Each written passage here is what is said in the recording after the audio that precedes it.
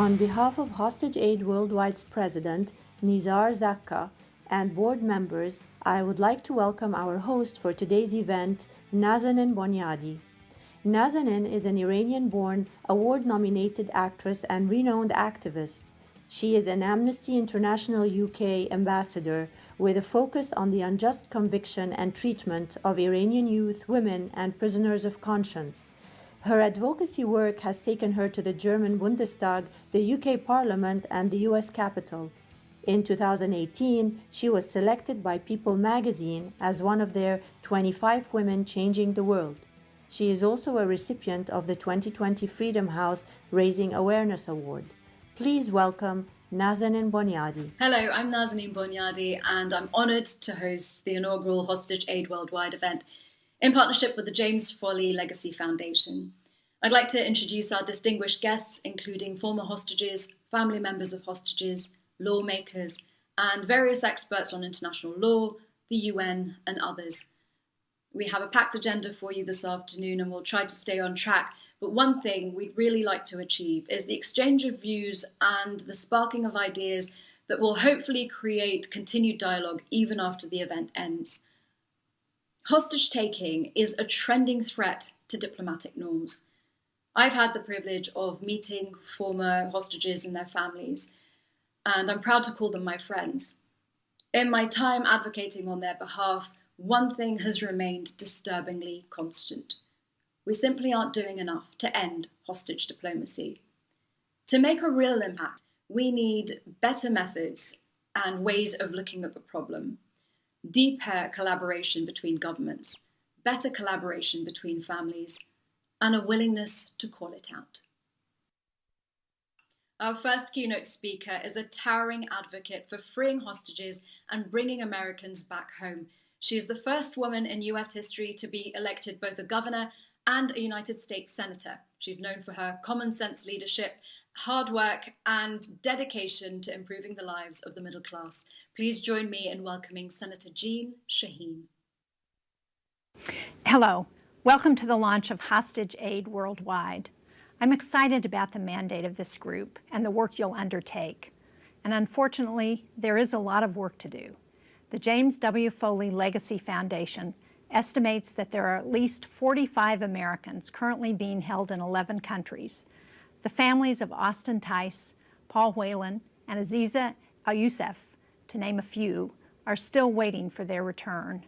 This is why I've worked with several people here today to secure the safe return of Americans detained abroad and bring to justice those who use hostages as a tool of politics and war.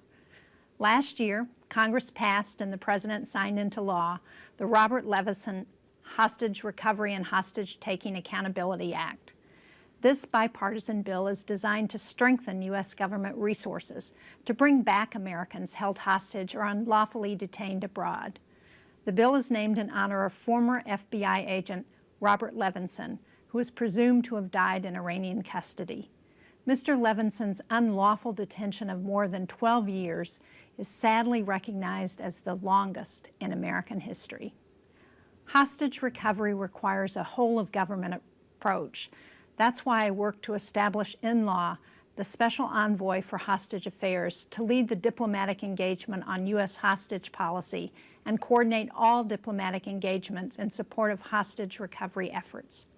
I've also worked with Diane Foley and the Foley Foundation to bring to justice the ISIS terrorists responsible for the torture and murder of her son, journalist James Foley, as well as Peter Kassig, Stephen Sotloff, and Kayla Mueller. Americans like Jim and the others we recognize today traveled the globe representing and sharing our ideals around the world. Their unjust detention is an assault on American values, and prioritizing their safe return must be a priority of the U.S. government.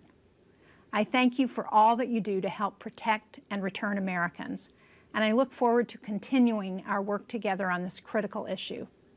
Together, we will bring Americans home. Our next keynote speaker has proven to be a staunch ally to many former and current hostages and their families. Congressman Ted Deutch has spared no efforts in showing solidarity to and amplifying the voices of hostages. He has been described as a rising voice in the House Democratic Caucus by the Washington newspaper Roll Call and was previously named one of the Forward newspaper's top Jewish politicians to watch. Noted by the South Florida Sun-Sentinel for his accessible personality, sense of humor, and thoughtful approach to the issues, he has proven himself to be an energetic advocate of the priorities of his constituents. Please welcome Congressman Ted Deutch.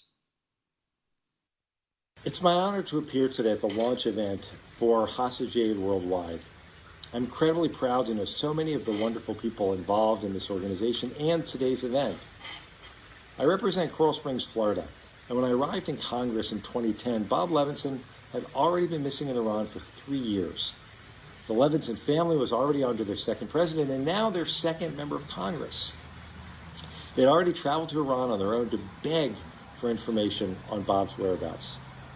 All of this was already more than a family should have to bear. I was determined to help amplify their voice in Washington and around the world. And I was grateful to find incredible colleagues on both sides of the aisle who were also committed to Bob's return and to the safe return of so many other Americans. But I have to admit, even as a member of Congress, it was at times daunting and frustrating to know how to effectively advocate on the Levinsons' behalf and to gain information from our own government. It was impossible to imagine that families with no government experience, already dealing with the unthinkable trauma of having a loved one held in a foreign country, that they were expected to fly to Washington and lobby their own government. That's why we set out to make sure that families of hostages and those wrongfully detained would be guaranteed a process that provided them with access and with information, and that there would be a whole of government strategy for addressing these issues. I was deeply proud to sponsor and pass the Robert Levinson Hostage Recovery and Hostage Taking Accountability Act, along with Senator Menendez. This legislation requires the State Department to use a set of criteria to determine unlawful or wrongful detention cases. It establishes the position of Special Envoy for Hostage Affairs in law. It codifies the interagency policy process, and it requires the position of Family Engagement Coordinator. It also authorizes sanctions on those who engage or aid in hostage taking. Now Congress must ensure that this law is implemented so that families have the support they need. I was so pleased to see Secretary Blinken commit to the implementation of this law. The board members of Hostage Aid Worldwide know these challenges all too well.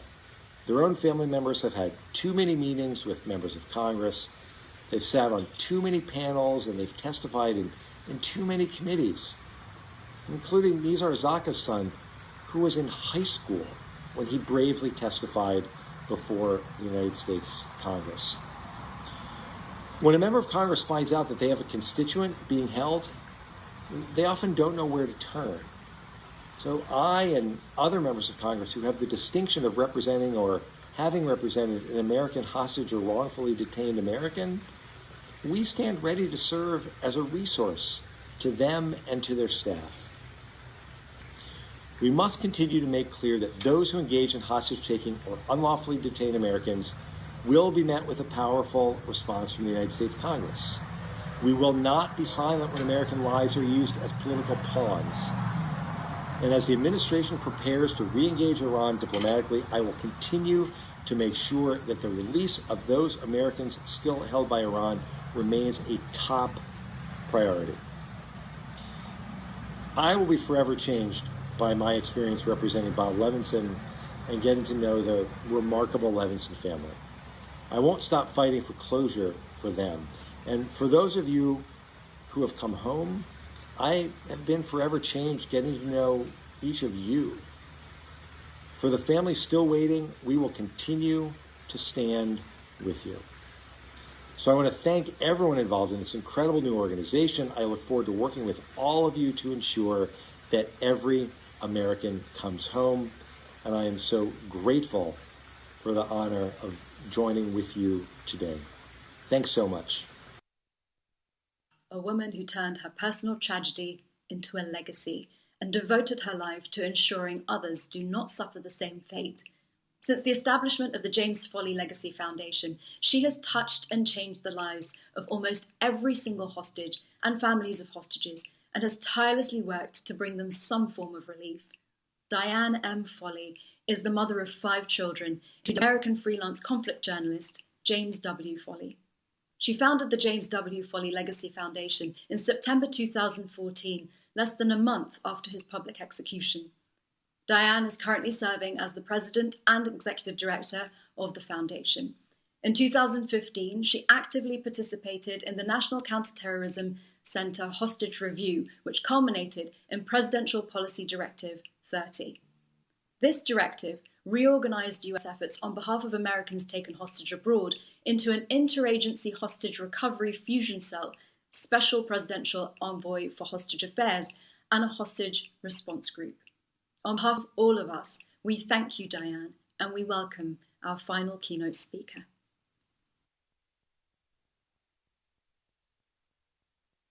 I applaud the heroic start of hostage aid worldwide, particularly the moral leadership of former hostages, Nizar Zakka, Sam Goodwin, Alan Gross, Kylie Moore-Gilbert, Jason Rezaian, and Shi-Yu Wang.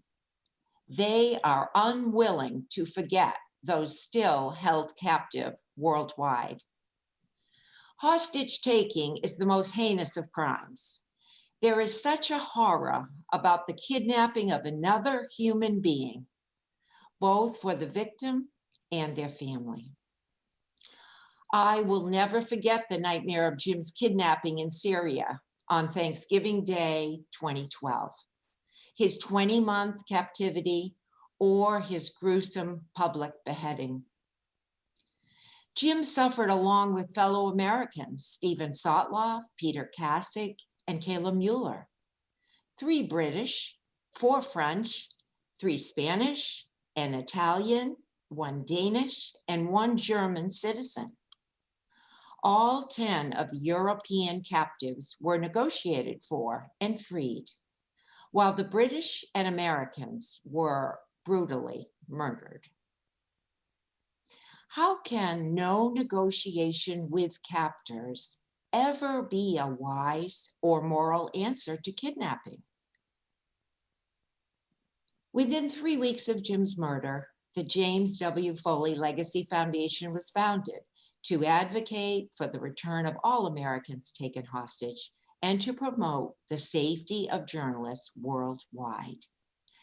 We raise awareness about hostage taking, educate to minimize risk, research efforts to bring hostages home, seek captor accountability, support hostage families and returned hostages so they are not alone.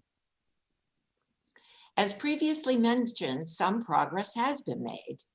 In 2015, President Obama did order an all of US hostage policy review, which resulted in our current interagency fusion cell, special presidential envoy, and hostage response group to bring home hostages taken by criminals and terrorists.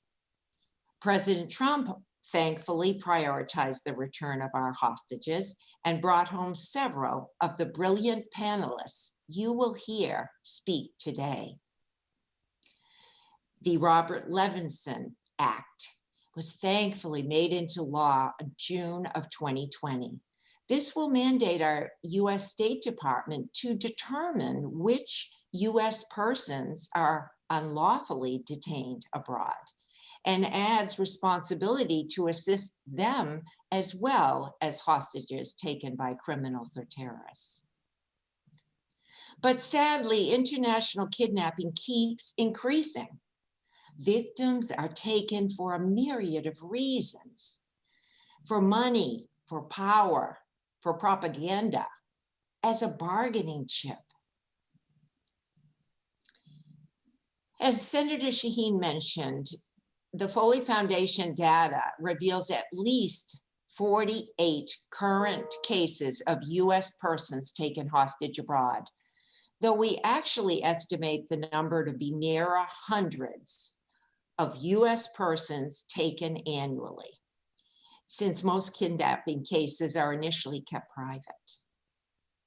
What is the moral imperative of a nation when hundreds of its citizens are kidnapped abroad each year?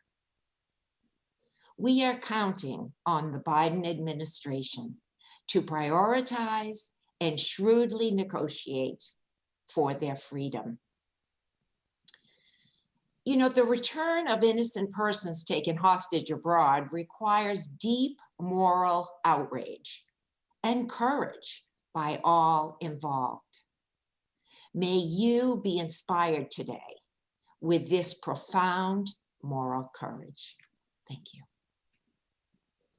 The running order today follows three main themes, starting with a discussion around existing policies and in particular the different international hostage conventions and acts. The second panel will describe some of the work that HAW is doing to understand and to try to disrupt the way that hostage taking is being seen as a viable diplomatic option for some countries. The final panel addresses a topic which is on the forefront of everyone's minds, the renegotiation of the JCPOA and how it affects current and future hostage cases. But before we begin with the first panel, we'll have a brief overview of Hostage Aid Worldwide by Carol Shadid, board member of HAW, followed by testimonials on the importance and relevance of the work of organizations like HAW.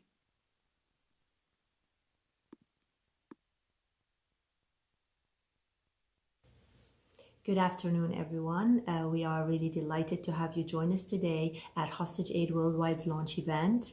I won't be taking up much of your time. I'll just be giving a brief overview of Hostage Aid and its mission.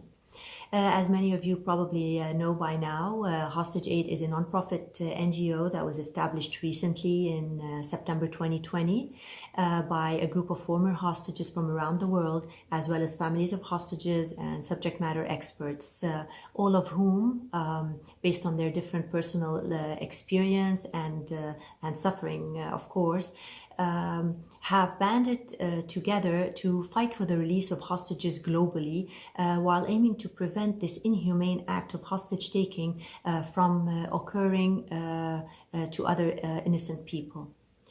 Of course, needless to say, Hostage Aid will complement the great work that is being carried out by other important organizations that help and advocate for hostages, such as the James Foley Legacy Foundation.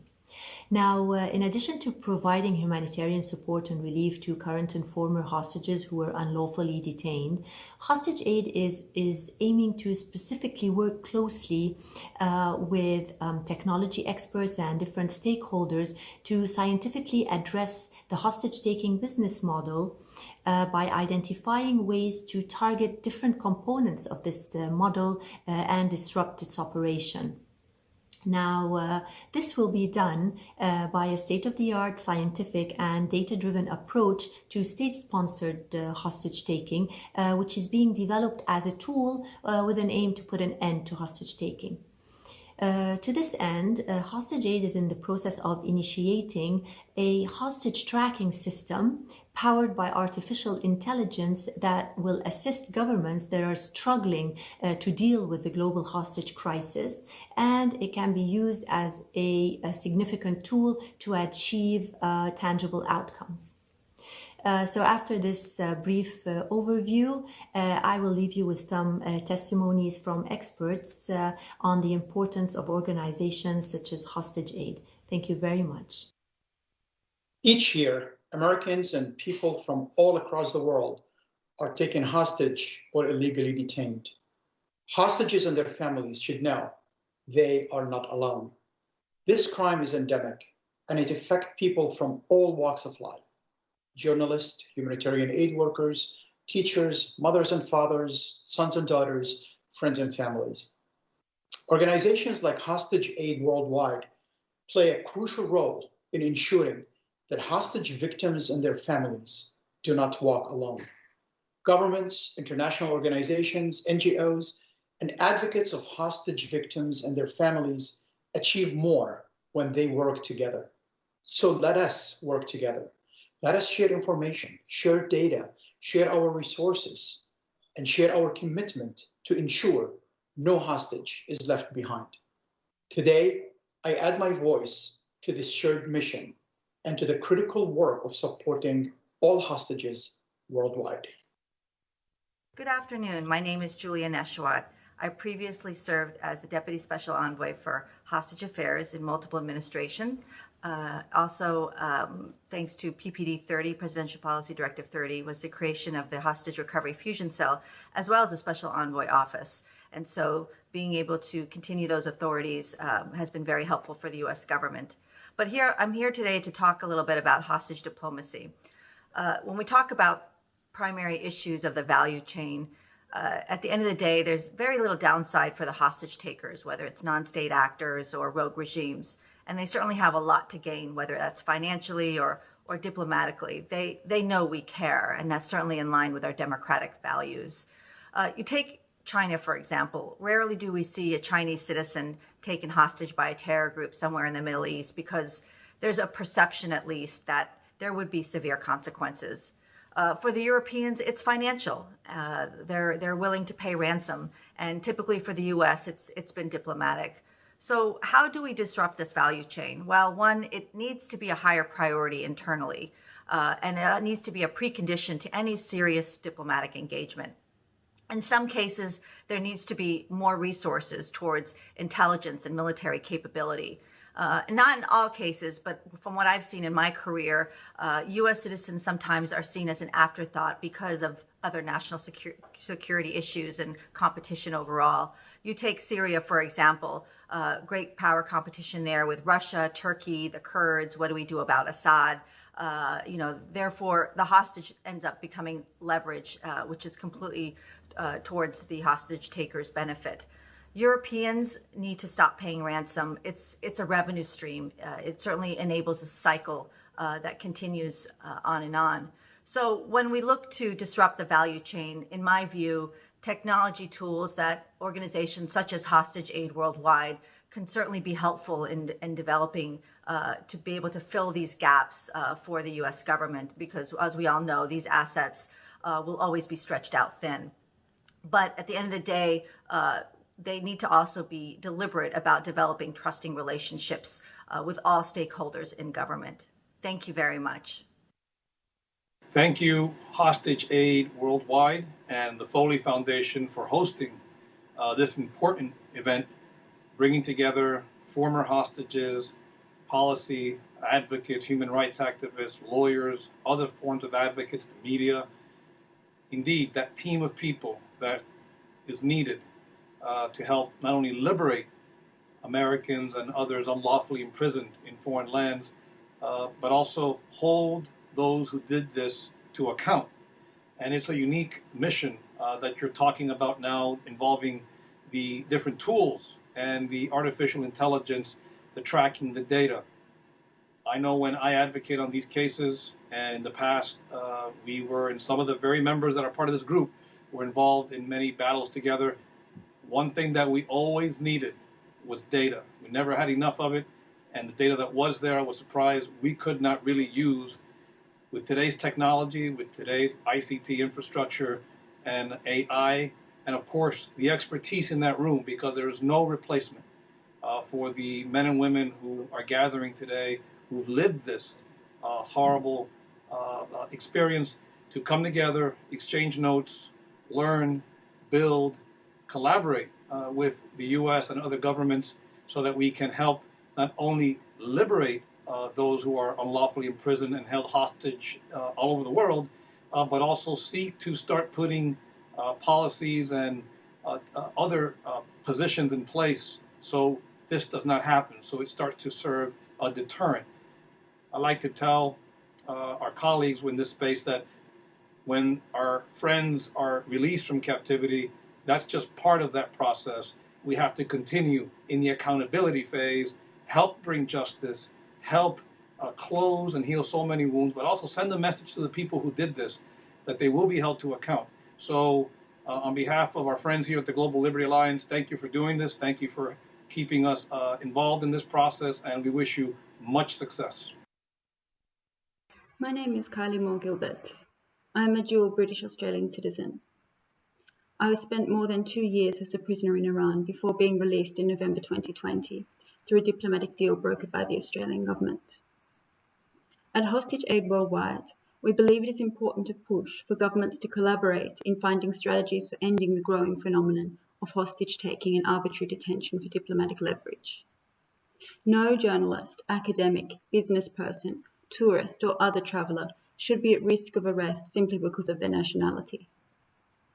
Governments are increasingly being forced to negotiate over the lives of their innocent citizens in order to meet the demands of state-based hostage takers, often paying a heavy price in exchange. We call on governments to take action to disrupt the hostage-taking business model. A coordinated effort is needed, both in terms of strengthening international legal mechanisms and in information and best practice sharing between Western states. We hope that Hostage Aid Worldwide will be an important first step in bringing this inhumane practice to an end.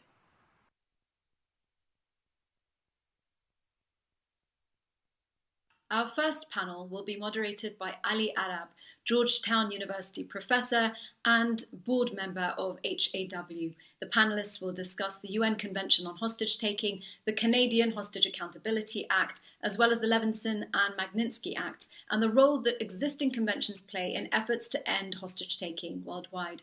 We're also very fortunate and grateful to have the participation of experts and international lawyers with deep experience and knowledge in these areas.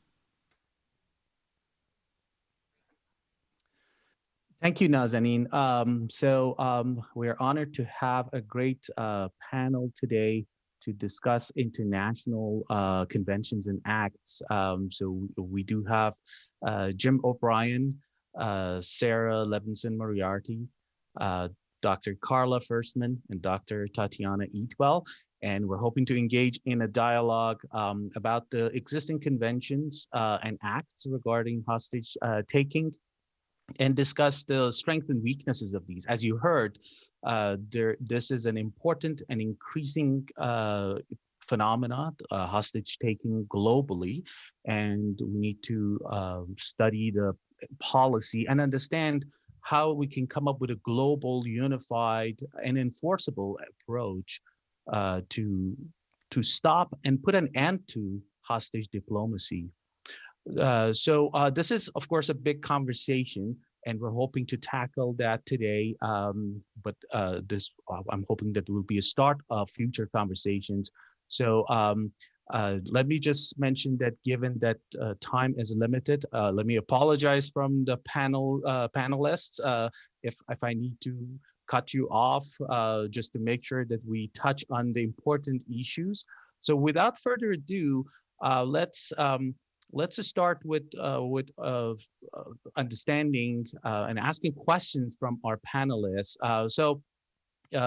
Jim O'Brien, I have the first question for you, and I would like to ask you about the Declaration Against Arbitrary Detention in State-to-State Relations. This is recently been launched, and U.S. is part of that. It was spearheaded by Canada. Many countries, over 50 countries have joined that. Australia recently joined that. So please share with us your thoughts about this act and the strength and weaknesses of this. And also, do you think that this declaration would play an important role for organizations like Hostage Aid Worldwide and other organizations that we all aspire to achieve the same goal of putting an end to hostage diplomacy? Thanks, Ali, and it's an honor to be here today. To Nizar and the other organizers, I'd say congratulations and thank you. A robust ecosystem of non-governmental groups providing support and assistance to hostages and their families, and advice and occasionally a nudge to governments is incredibly valuable. And I'm really pleased that this has grown up, although I'm sorry for the need. On the the Canadian initiative. You know, it's easier to be really smart in 3 minutes than in an hour, so I'll try to hold to that. 3 points. The first one, its great value is to name the problem. Normally, these kinds of arbitrary detentions hide within the thousands of detentions of foreign nationals every year and the associated arbitrary administrative acts like travel bans, passport filings, et cetera. Now it's front and center and we can begin to discuss it. And I want to emphasize something that Julia, my colleague, and I struggled with for years. Our main point to diplomats is that one of the most important things you can do is raise these issues early in any bilateral discussion, whether it's with a non-governmental group or a government. And this is the best way to test the intentions of your counterpart and their ability to actually deliver something. Because a person who's detained it's both, their release is irreversible, but you're also not asking that they resolve something that's material to the core dispute. You're simply testing whether they have the ability to deliver and they're willing to deliver. Then I'd always say it should be first on the checklist, not late in the checklist. It would be nice to see the states involved with this declaration to start to share that as a best practice. Second point, states ought to commit to working together. Now, this isn't in the declaration expressly. So unlike some terrorist conventions and other things, there's not a commitment to sharing information and intelligence. But I'll say here, I want to thank our Canadian friends. This is the kind of initiative on which Canada can lead the like-minded of the world. And we've seen this again and again over the last 20, 25 years, where Canada plays a special role as a maybe smaller state, closely associated with larger states, able to bring together a very powerful group. And I hope we see them encourage that, because right now it's divide and conquer. The third point for me is to make sure that we treat the arbitrary detainees, the people held by governments, well. And I'd like to see the states under this declaration start to work together about what should be expected for the people who return home. The problem is that for people held by states, our systems of support have been built around ordinary consular cases. So somebody who loses their wallet while overseas and they just need a loan to get home. That's what foreign ministries are set up to do. But as everyone who set up this organization knows, the problems for somebody who's been subject to detention for a long term are fundamentally different. Now, in the US, we have a benchmark, because we know that victims of kidnapping cases get a certain amount of assistance from government. And so we're trying to make those two systems work together. That can mean practical help on paying taxes, recovering mortgage payments lost, banking relationships, all down the list. It would be wonderful to see states agree that there are certain ways they should help people when they emerge from these kinds of detention situations. And that's where I'll close, just with the note that at least for someone as a recovering US diplomat, people get detained for many reasons, but they're held because they're Americans. And so the government owes the effort to bring them back, and it can play an even stronger role in helping to bring other countries along to the same recognition, and hopefully to treating all our people in the same humane way. Thank you so much, Jim. Sarah, I would like to ask you about the Levinson Act. We all noticed that Senator Shaheen and Congressman Deutch both talked about it. So definitely an important development over the past few years. Which is named after your father. I understand that you and your family played an important role in shaping and motivating this act. Please tell us what gaps in the existing policy, now at the time, of course, motivated you towards pushing for this act, and how does that enable us, from a policy standpoint, of course, to target the hostage business model and the complex networks of individuals and groups that are involved in this process of hostage taking and hostage diplomacy? Thank you, Ali. And again, I'm honored to be part of such an esteemed group of colleagues and people who have had such an influence in the hostage enterprise to to show improvement. My father was taken 14 years ago. Actually, in 5 days, it will be 14 years. A year ago, yesterday, we were informed of his death, of his likely death.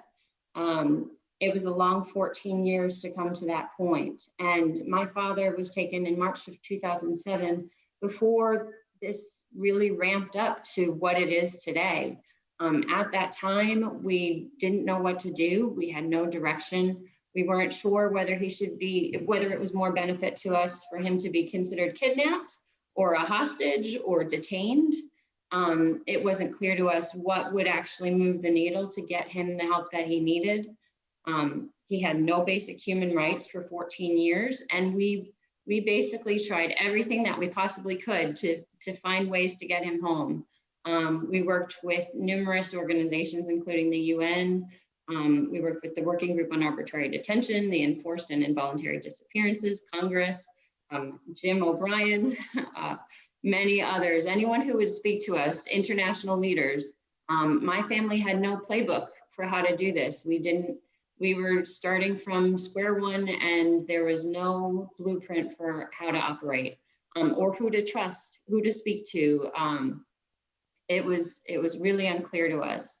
And throughout the years, through many of those conversations, we kind of formed our way, and we understood that that diplomacy was measured through carrots and sticks, and there were no tools within the U.S. disposal to no established process for those carrots and sticks. So we could make suggestions, we could ask for things, but there was no law for how to move this forward.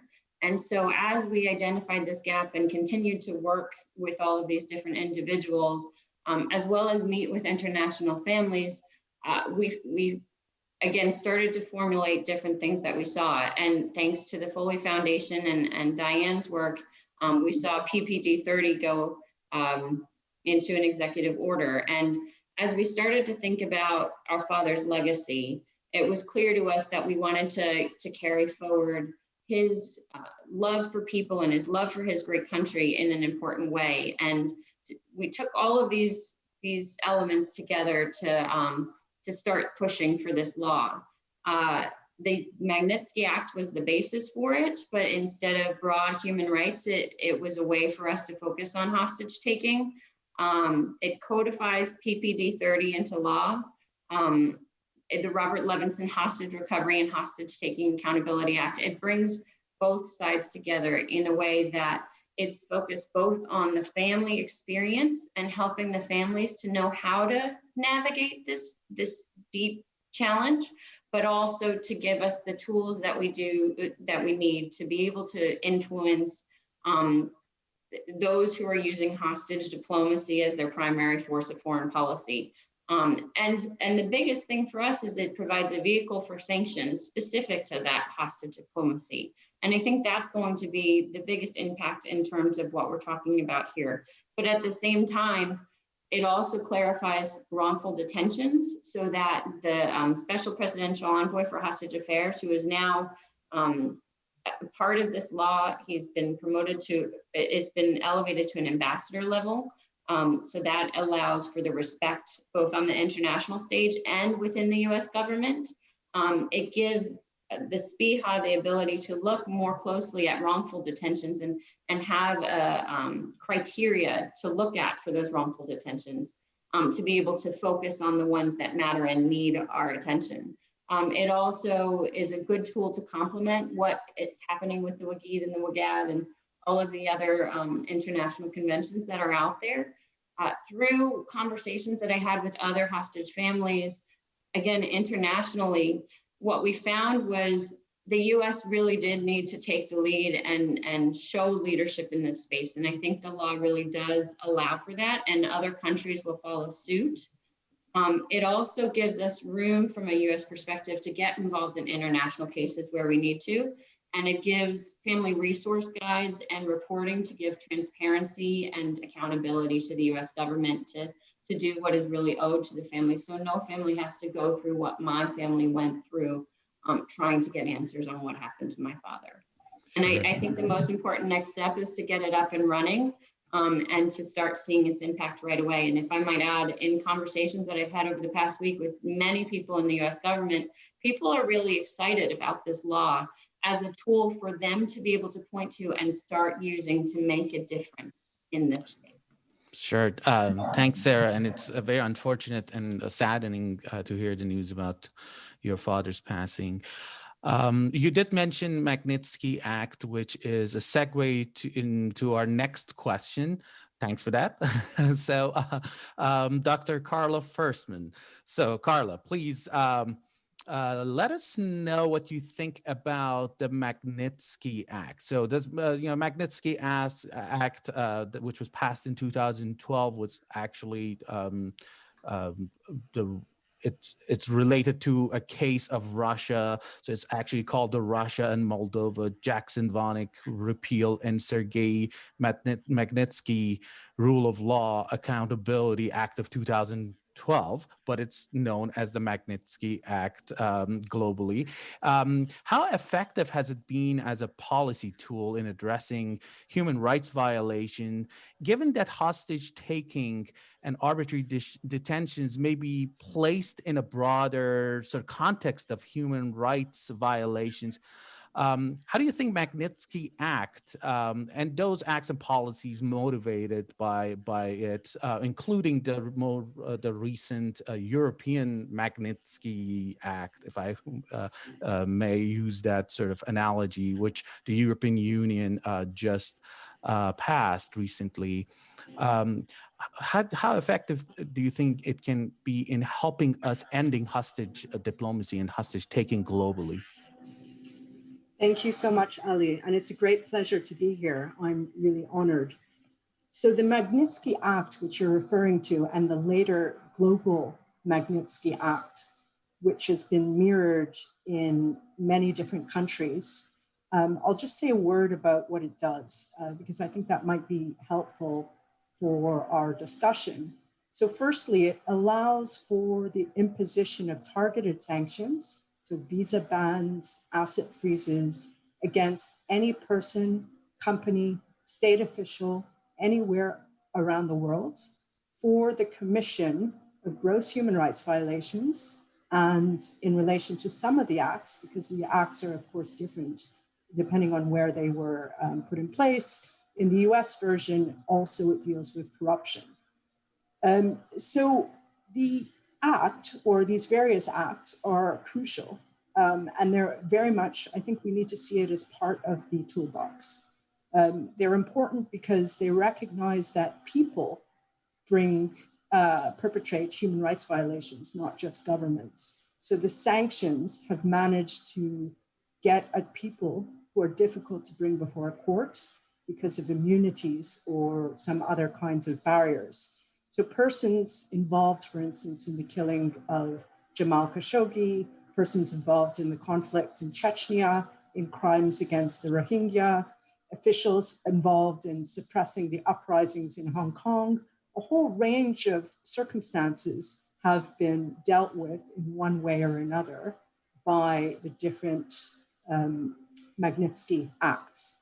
And it's rather efficient and flexible, these acts, because the focus on travel and assets means that it has a good bite and can hurt in very practical, concrete ways. But some of the reasons which make it effective have also been subjected to some criticisms.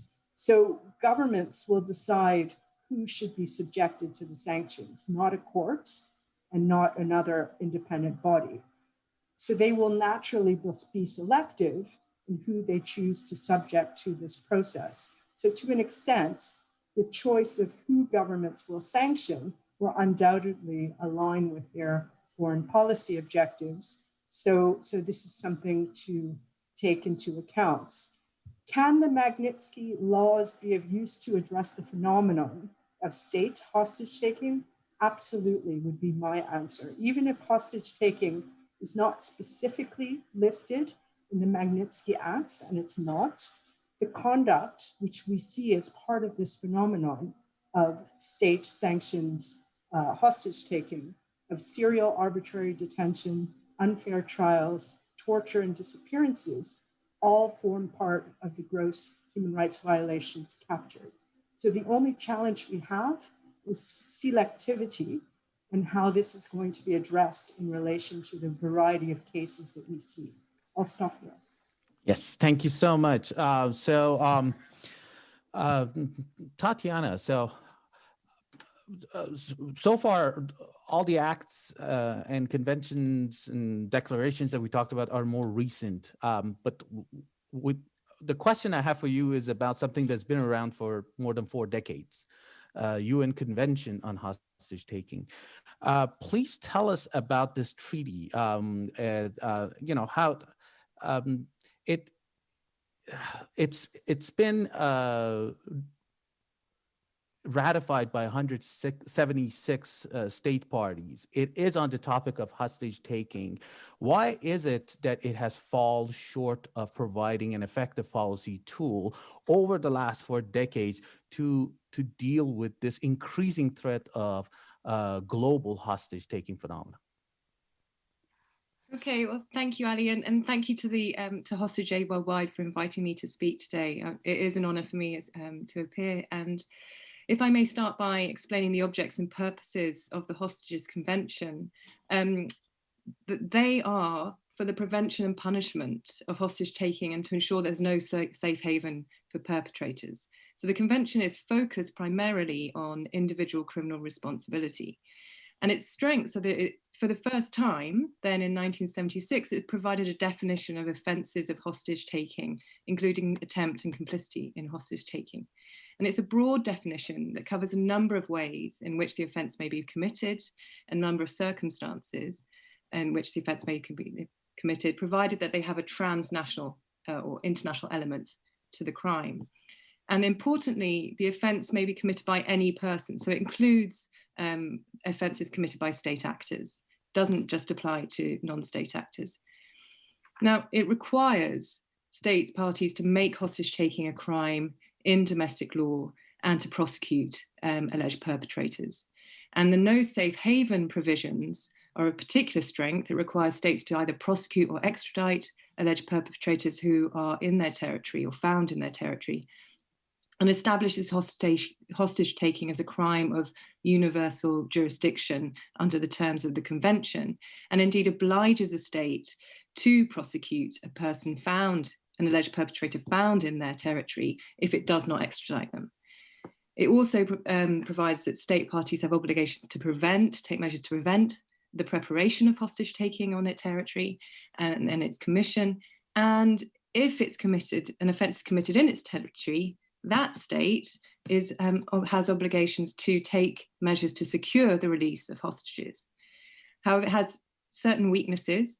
It doesn't expressly recognise a prohibition of hostage taking in international law as such, and certain weaknesses that apply to a number of human rights and counterterrorism conventions. It's based on a presumption that state parties have effective control over territory, operate effective policing and independent criminal justice system, and like other human rights and counterterrorism conventions, the mechanism for adjudication of disputes is consent-based. And what we see is a number of states have opted out of accepting the jurisdiction of the International Court of Justice over disputes arising out of the convention. And in fact, I don't think there is any case that's ever been adjudicated in the International Court of Justice with respect to the convention and its terms. And in addition to that, it doesn't establish any compulsory mechanism for oversight by a state of a state party's compliance with it. So why has it seemingly been ineffective in preventing increasing trends in hostage taking? Well, the trends in hostage taking have changed somewhat since the 1970s when the convention was debated. It was instigated by the then Federal Republic of Germany, or Western Germany, that had been, its nationals had been victim of a number of kidnapping and hostage taking by non-state actors, predominantly by aircraft hijackings, kidnappings, and it was immediately preceded by the Iran hostage crisis, which was a duration of 444 days and started 2 months before the convention opened for signature. And now we see an increasing trend of state actors operating behind a thin veil of legitimacy, hostage taking disguised as criminal justice, and measures that to prevent that form of hostage taking that are focused on individual criminal liability are not necessarily sufficient to address this phenomenon. And not least because its effectiveness presupposes and relies on some measure of international order and amongst states, that states act in good faith, but also that states have a respect for the rule of law internally and for human rights principles. It requires that states, it relies on the fact that states might be are willing and able to prosecute perpetrators and bring them to justice, even state actors. But nevertheless, it's still an important tool for ensuring individual criminal responsibility. But it is only part of the picture, as this panel discussion has revealed, I think. So what improvements could be made? Importantly, the answer is not only in international law, and I think the event tonight will reveal and we'll be discussing other measures that might be taken in order to break the chain and ensure that states as well as, but it is important, to ensuring that states as well as individuals are held to account. What can be done? Well, there's no provision for the amendment of the convention itself. We're stuck with it. It's good, it serves its own purpose. But I think it's important that we renew the debate at state and UN level regarding a need for a new instrument that properly addresses the contemporary trends in hostage taking, particularly state hostage taking. That new instrument should be clear, contain a clear declaration of the prohibition of hostage taking in international law, provide for adjudication of disputes concerning state responsibility, although it's unlikely to be a compulsory jurisdiction, and a compulsory mechanism for oversight and review of state compliance. Now, the Canadian Declaration is important first step in this respect. It's not a binding legal instrument. It has no reference to hostage taking in it as such, but it's an important first step in the process, getting the debate at the UN General Assembly, pushing for a resolution or declaration of the UN General Assembly that will push forward the drafting of a new international instrument. It's a long process. There are other measures that need to be taken, but it is part of the panoply of instruments that we have available to us. Okay, thank you so much. So thanks everyone for enlightening talks about these existing policies. So one thing that Sarah also touched on, I want to talk about the definition of a hostage. It seems to me, looking at these different conventions and declarations, that we may not be having a unified definition of a hostage, really. And also, something else that is important is that I want to make sure that it's clear that there are individuals, there are states, but also there are organizations that these policies need to be including those as well. Terrorist organizations that are involved in acts of hostage taking. But let me go back to the definition question. If anyone wants to weigh in on this, at this point, we can have a discussion around this idea of definition of hostages. Well, I'm unmuted, so I'll go first. But sure.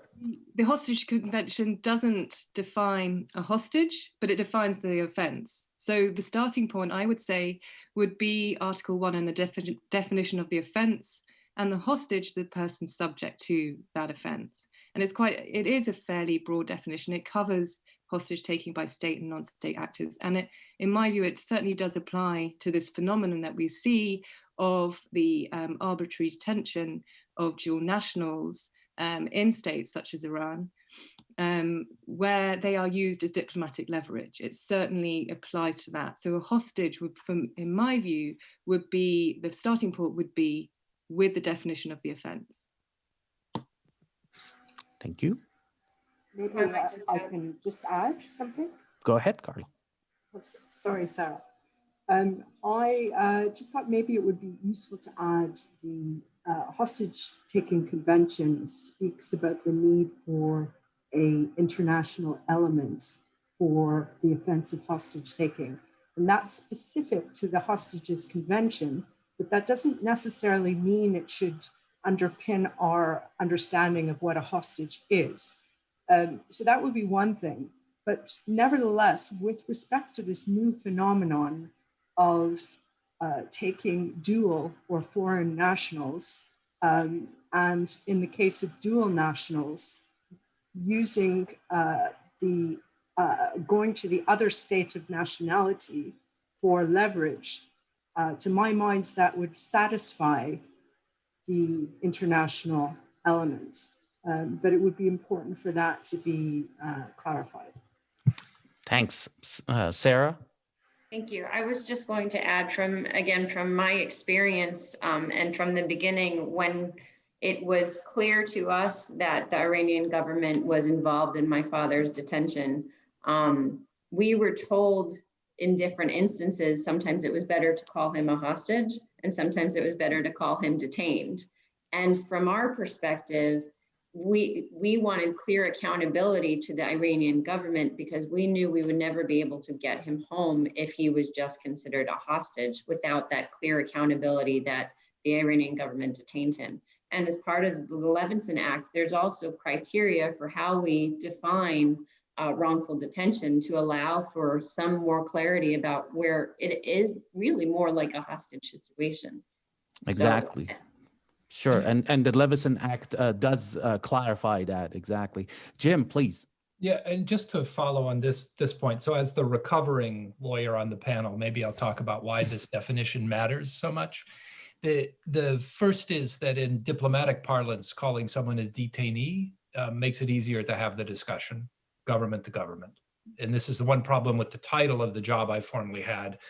No government wants to sit down with the hostage guy, right? So calling them a detainee matters, but there are thousands of detainees. And that's where the Levinson Act's provision that we identify these cases early allows for early action. And that's important because for all of the state-to-state arbitral or adjudicatory mechanisms we can create, no human being wants to remain detained while things work their way through the ICJ. So we're going to have to find a way to address these issues without maybe using the word hostage from time to time. Having said that, the second major implication goes to how people are treated in the US system, because we have difficulty distinguishing between a person, a tourist who is temporarily detained maybe by accident or mishap and needs help coming home, and a person who's held as a result of deliberate policy by a foreign government. And so in our system, at least, and I suspect for other governments, we need a way to acknowledge that some detainees are more like people being held for long periods by terrorist groups or other non-governmental organizations, and then to provide them the help that they need. So the definitional issue has a couple of clear, immediate policy impacts. So Jim, as the former special envoy for hostage affairs, presidential envoy for hostage affairs, could you let us know where do you think right now, where we are with all the policies, but also the increasing threat of hostage taking? What do you think the near future outlook of policy and battling this whole phenomenon of hostage diplomacy is? I honestly think it's an answer better given by the people outside who've been viewing the evolution of this policy. I mean, I'll say from my standpoint, yes. The first thing is, at least for this administration, I think for the Trump administration and for the Obama administration, this phenomenon is recognized as an everyday occurrence in diplomatic parlance. It's not an occasional accident. So it's something that we have to engage with consistently. That's the first big victory. The second piece is then being effective in addressing it. And here I think it's great. You see that Roger, who I think has been doing very well, that sounded faint. I think he's doing exceptional work.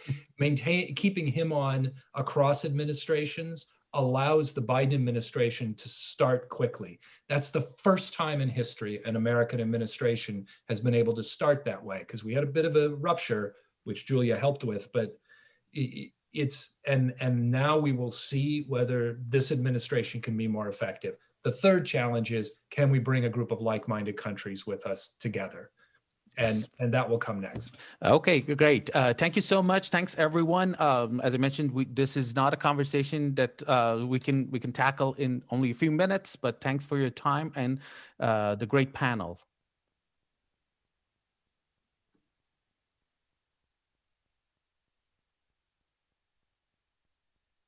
Before beginning our second panel, and as Carol mentioned earlier, HAW is in the process of developing a tool to intercept the different components of the hostage business model based on a state-of-the-art scientific and data-driven approach through a tracking system powered by artificial intelligence. Let's watch a very interesting presentation which clarifies the hostage business model and how it works, presented by HAW board member Jeff Dive, followed by a brief presentation by Tim Reservoir to explain the hostage tracker. Tim's currently coordinating the global COVID-19 violence tracker with companies such as Google and Amazon on Peace Tech Lab programming.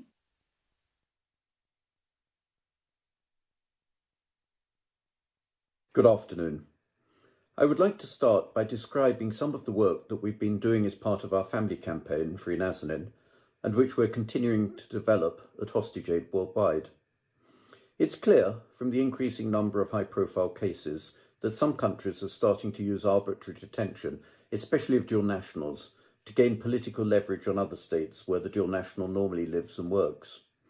In most cases, the victim is held by the arresting country on charges of national security, which serves to garner domestic support, while at the same time causing outrage in the media of the other country.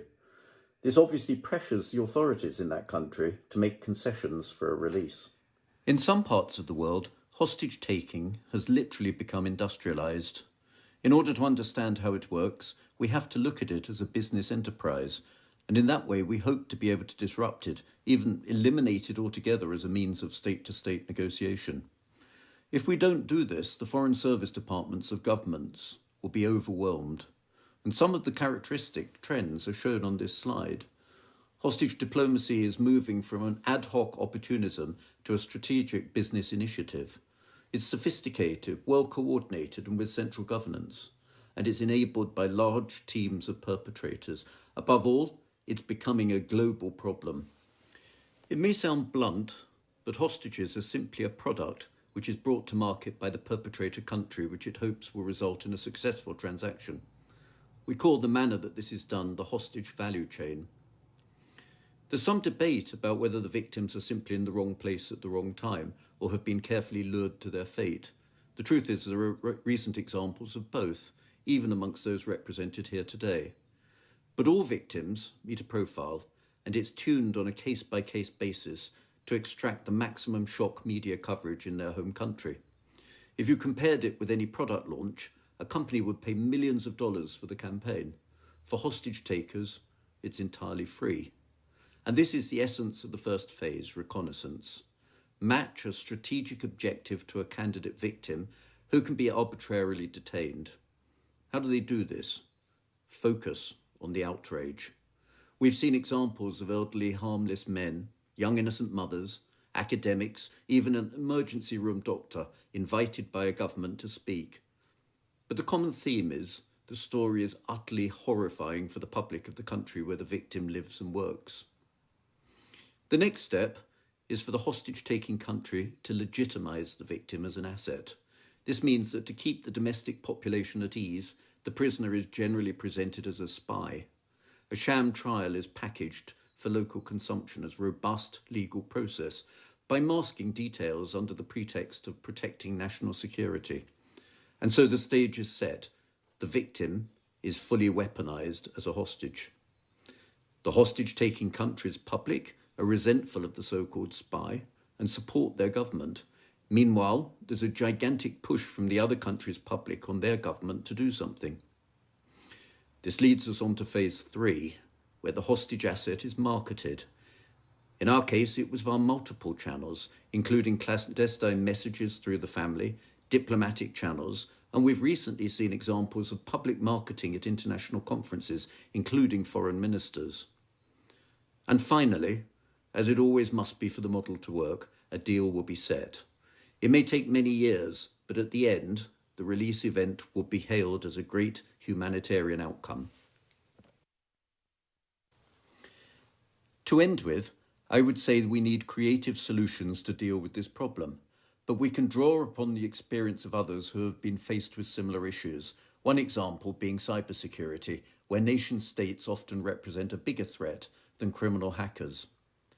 We need to understand the way that hostage diplomacy works in order to disrupt it, and the key point to remember is that each phase is actually manned by a team specialized in that discipline. The individual actors may not even know they're part of a malevolent system, but these individuals still need to be identified, shamed, and brought to account. This is the journey that Hostage Aid Worldwide is embarking upon. Thank you. Greetings from the Peace Tech Lab. My name is Tim Receiver, and I'm the Director of Programs and have been running our events in global hotspots like Iraq, Afghanistan, Pakistan, Somalia, you name it, over the past 7 years. I also spent 13 years with the U.S. Department of State and 9 years active duty Air Force. I wanted to share some ideas we've been discussing about creating a global hostage tracker with my friend and colleague Nizar Zakka. Peace Tech Lab has years of experience working on global data projects. This includes our current COVID-19 violence tracker work that uses machine learning to collect and process millions of reports where COVID-19 has led to violence and death around the world. Yesterday, we passed our 1-year mark of collecting data, and the tracker now contains 10 million reports from more than 534,000 unique sources. We've also been involved in tracking and cataloging terrorist attacks around the world, where we partnered with Esri from 2016 to 2020 on a project called the Terrorist Attack Map. Granted, the name lacked originality, but the project was effective and tracked all the details around terrorist attacks, including the dates, types of attacks, details on deaths and injury tolls, the perpetrators, and other pertinent data. This is the kind of project where the data needs to be highly accurate, and sensitive data for this project was analyzed and curated by a small group of dedicated and trusted volunteers. These are two types of projects that could inform how the hostage tracker is put together. Even taking a step back from there, I would say that an obvious goal is to disrupt the value chain for hostages in the first place. And my first idea for the hostage tracker is to address the phase 1 reconnaissance stage. You have the data, you know the profiles, you know the risk factors. The hostage tracker could be the place to go for diplomats, journalists, and other groups to evaluate the probability of being taken hostage based on their profile, dates and locations of travel, and underlying risk factors. In addition, we could also provide lessons on digital security and step-by-step guides on ways that they can take steps to become less of a target. Peace Tech Lab partnered with the International Center for Journalists on a similar data-driven project called Salama in 2016. The project has been used now by tens of thousands of journalists and activists around the world, and the app is available in English, Spanish, and Arabic. And this might be a good starting place for the hostage tracker. On the value chain for hostages, we could also address elements of phase 3 negotiation. This data would be highly sensitive, but we could set up a secure portal to catalog and track cases, information coming in from diplomatic channels, and case updates, which could be turned into regular reports that could be shared with host countries, partner organizations, and family members. This structured and unstructured data could be collected and curated by hostage experts. Machine learning could also play a role here, similar to the work we've been doing with our COVID-19 violence tracker, by running global queries on keywords related to case information to track media and social media reports in any language. Taking a step even further than that, machine learning and AI could play a role by analyzing historical resolved and unresolved cases to see if there are insights that could predict future outcomes.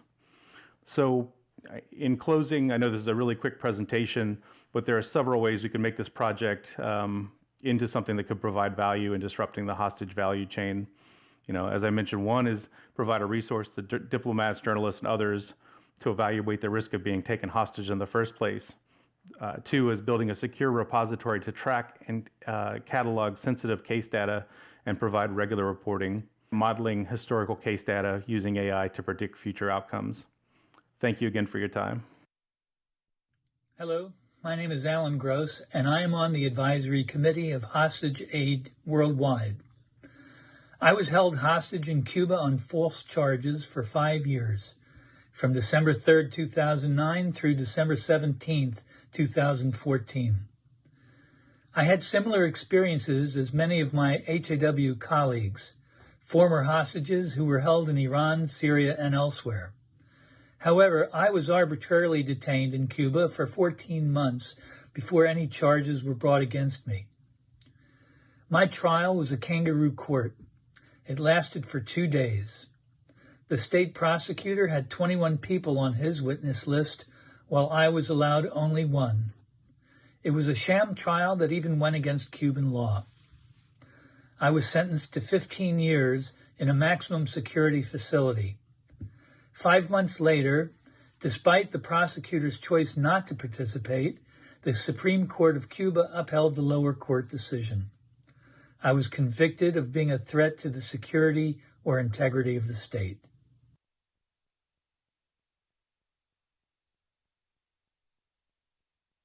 There's obviously a keen interest to find more effective and rapid ways of dealing with what is a truly abhorrent phenomenon. Most families would agree that the response from their governments is sympathetic, but sadly inadequate.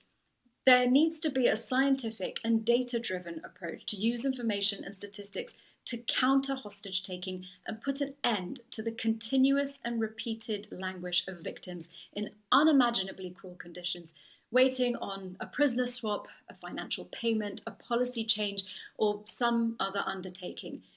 We go on to our second panel, moderated by Hostage Aid board member Jeff Dive, whose fate got him to dig deeply into the mindset of hostage takers and the different stages of the hostage business model, while embarking on the long and arduous journey of advocating for the release of his relative Nazanin Zaghari-Ratcliffe, currently held hostage in Iran.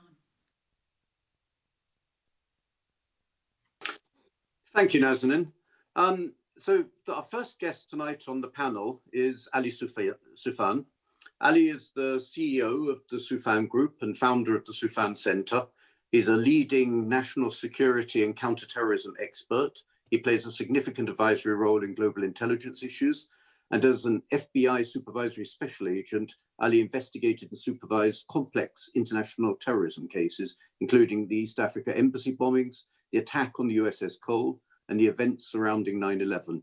He also serves as a member of the Homeland Security Council and is a board member of the James Foley Foundation since 2019. He's the author of several books on the subject of terror.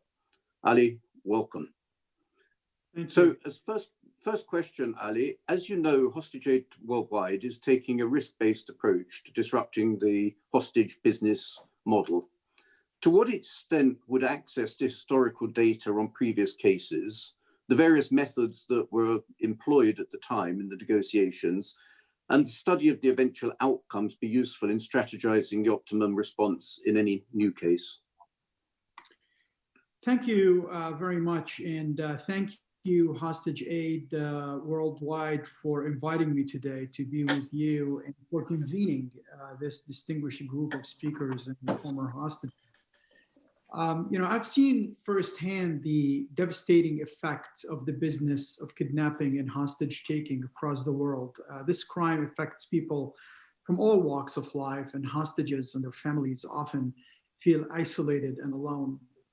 But also, I have come to learn several lessons about this crime, and I would like to share, in response to your answer to your questions, three main points. First, we always achieve more when we work together.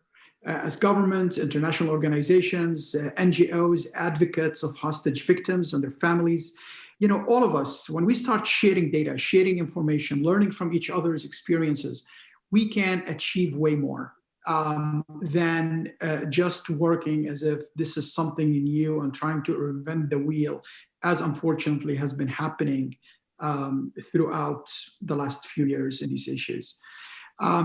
A swift and effective response to hostage taking often requires coordination, cooperation between families, between law enforcement, diplomats, lawmakers, intelligence agencies, people on the ground in these countries who want to help, civil society.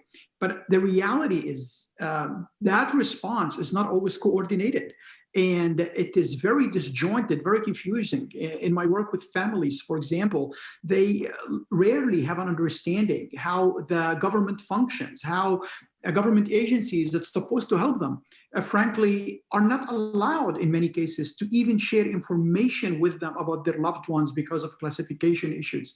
They don't understand the bureaucracy and the process of government. So having organizations that is familiar with hostage response, who can explain how it all works, can provide tremendous comfort and can provide tremendous clarity to the families and to those people who are involved in bringing the loved one back. Sharing data, sharing information can be extremely helpful for the people in the field, both government and non-government. We need these tools, we need these frameworks in order to make the job more effective and make it more difficult for the criminals who are taking hostages or governments who are taking hostages to benefit from this. And Hostage Aid Worldwide, that's their mission, and this is a very important mission. The second lesson I always learn is we need to listen to the victims and their families. I have been moved by the strength and by the resolve of the hostage victims and their families. My team and I have worked over the years to assist U.S. hostages and the families of hostages in their effort to achieve justice and to find closures through investigative work. And families and former hostages know their cases very well. They have built extensive networks. They have mobilized national and international support in many cases for their cause. And it's extremely important to share data and share information with them to make them more successful in their cause. Organizations led by and supported by hostage victims and their families usually play a crucial role in understanding and also in disrupting the hostage business model. And unfortunately, so far, government does not share much information and data with them because in many times, in many instances, they can't because of sources and methods. But we can share information among each other, and this is the mission of Hostage Aid Worldwide. And the final point, the third one, is the power of information and networks. As someone who has monitored and investigated terrorist and criminal actors my whole career, I can speak to the importance of information and importance of networks. Look, it takes a network to defeat a network. Our adversaries are always organized, always connected in this effort, and we must work together too. Hostage Aid Worldwide's mission to combine this global hostage advocacy with data-driven methods is crucial, is extremely important to go forward in a more effective way in dealing and tackling this crime. We are all on the same side. And I think we need to understand that we are all on the same side. And we're trying to end this heinous crime and holding those responsible accountable. So let us work together, especially in sharing data, sharing information, sharing resources, and sharing our commitment so no hostage can be left behind. You know, with each hostage case, there is a moving human story. And the families and the loved ones who work so hard to bring them home, you know, what they did sometimes is overwhelming and amazing. And these things need to be out in the public. And these things also need to be out, you know, with other families that's suffering. So many times I have families calling me because they have a loved one kidnapped somewhere, and they say, well, we heard from this other family when we saw them on television or when we read an article about it. So the human story is extremely amazing. Also, within each case, there is also a trove of information, of intelligence. Who was involved in that specific case, what strategies they used, the bad guys and the good guys, what was the outcome, what could we have done better, How can we learn from what happened? What kind of experiences the government had with the victim family, and how can they do better? What kind of experience the victims and their families have from other individuals who are helping, and how can we all do better? Within this data, there's a hope that we can better understand this criminal enterprise. We better can support each other. Families can support the government can support the families to take the best decision in order to secure the loved ones. So thank you for this opportunity. I think that was an excellent answer. Thank you, very Ali. excited. That was an excellent answer. And I think, honestly, this whole topic of coordination and governance is crucial, because every layer, whether it be the families or the nation states or the UN, they all have a role to play. And unless we coordinate, we're at a strategic disadvantage from our adversaries, who are, make no mistake about it, extremely well coordinated. They have everything, all the cards are in their hand at the moment, and we are trying to scramble and put the pieces together. And that's the basic problem. So governance, I think, and coordination is crucial. So thank you, Ali, very, very interesting. So can I move on then to Dr. Julia Neshwat? I'd like to introduce her. She is a commissioner on the US Arctic Commission, focusing on climate, energy, environment, and national security. But previously, she was involved in efforts to keep families informed and win the release of US citizens held hostage through a new office partnered with the Hostage Recovery Fusion Cell, which combined the resources of the Defense and State Departments, Central Intelligence Agency, the Treasury Department, and she served as the former US Deputy Presidential Envoy for for Hostage Affairs from August 2015 to August 2019. So welcome, Julia. Thank you for having me. So my first question is that I think no one would deny that hostage negotiations are extremely complex, and especially when we're involved in with state actors. Do you think that using a risk-based and data-driven approach like we outlined tonight is, even including some of the scientific methods like game theory and artificial intelligence, do you think that that would improve outcomes? Have you seen an advantage in or discussed that sort of thing? And do you expect that there would be potentially the ability to demonstrate how the outcomes are potentially increasing at the moment? If we did a review of these various cases in the past, that there's a sort of ransom creep as time goes on, as it becomes more successful and more effective. Can you talk a little bit about that? Yes, again, thank you for having me. Thank you to Hostage Aid Worldwide and the James Foley Legacy Foundation to put this together. It's such an important and critical issue. To answer your question, I definitely think that there's a role in trying to collect data, both historically as well as current cases, to really delve deeper into finding some patterns and trends, and really see if that could be used for some sort of prescriptive analysis. Of course, all of that would be helpful. And also, as a former diplomat, not having to start from scratch with looking at a case and looking at those patterns and trends could certainly accelerate that process. But at the same time, and I want to be very realistic here, and some of the questions that pop up is, how can we really effectively collect enough data, real details outside from what is seen in the media or the press? Understandably, all kinds of incentives are out there for the families, for the hostages, and even the hostage takers to keep quiet and not really share any type of data or information.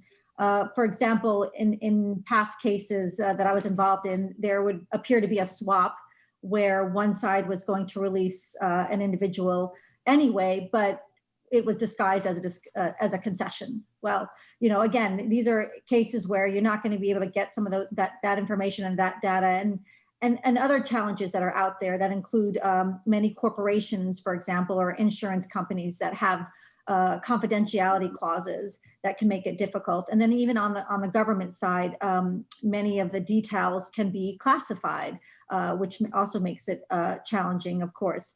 But again, got to be realistic about some of those hurdles. But if that body of information was collectible, it could certainly be helpful. And so I think, again, it comes down to that the level of detail and what we can really put together to utilize that information. No, that's excellent. And actually, you've answered my second question, which was going to address exactly that point about the obstacles, maybe of sharing quite sensitive information with other, sometimes allies, Five Eyes or whatever, but other times be information sources that come from countries that we're not necessarily allied with, and the difficulties of doing that. But I think you addressed that. So thank you very much. I'd now like to move to Mazir Bahari. Mazir Bahari is an Iranian-Canadian journalist, filmmaker. He's a human rights activist, and he was a reporter for Newsweek from 1998 to 2011. He was incarcerated by the Iranian government from June to October 2009 and has written a family memoir, which is called Then They Came For Me, which is a New York Times bestseller and is the basis for Jon Stewart's 2014 film Rosewater. He founded the Iran-Noir citizen journalism news site, and I think probably many of us know him from that. So welcome, Mazir. Honored to be here. So my question to you is, how do you feel that access to comprehensive data can help in identifying, intercepting, countering the people that are involved in promoting the promotional tools and so on in the media of the hostage-taking countries who are involved in the trying to increase the asset value of the hostages, and how can we target this exploitation?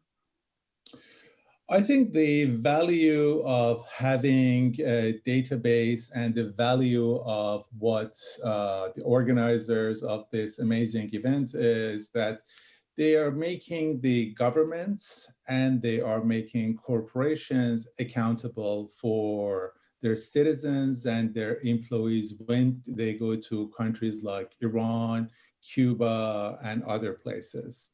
I think the main question here is accountability. And what we have seen, at least in the case of Iran, I'm not very familiar with other countries, but I have been, I was incarcerated in Iran, and I closely watch what is going on in my country, Iran. And I think that what the government should do is that they should give, first of all, they should give clear advice to anyone who goes to Iran. And I think many of our friends who were released or they're still incarcerated in Iran, they went to Iran either as foreign citizens or dual citizens, Iranian Americans or Iranian hyphenated with other nationalities. They went to Iran because of the euphoric atmosphere after the signing of JCPOA, the nuclear deal. So I think the governments, especially the American government, if they reach any new deal with Iran, they should give a clear advice to citizens that the nuclear deal is not a panacea. It's not going to change the nature of the Iranian government, and they have to be careful when they go to Iran. So that has to be really registered in any database that people are going to compile.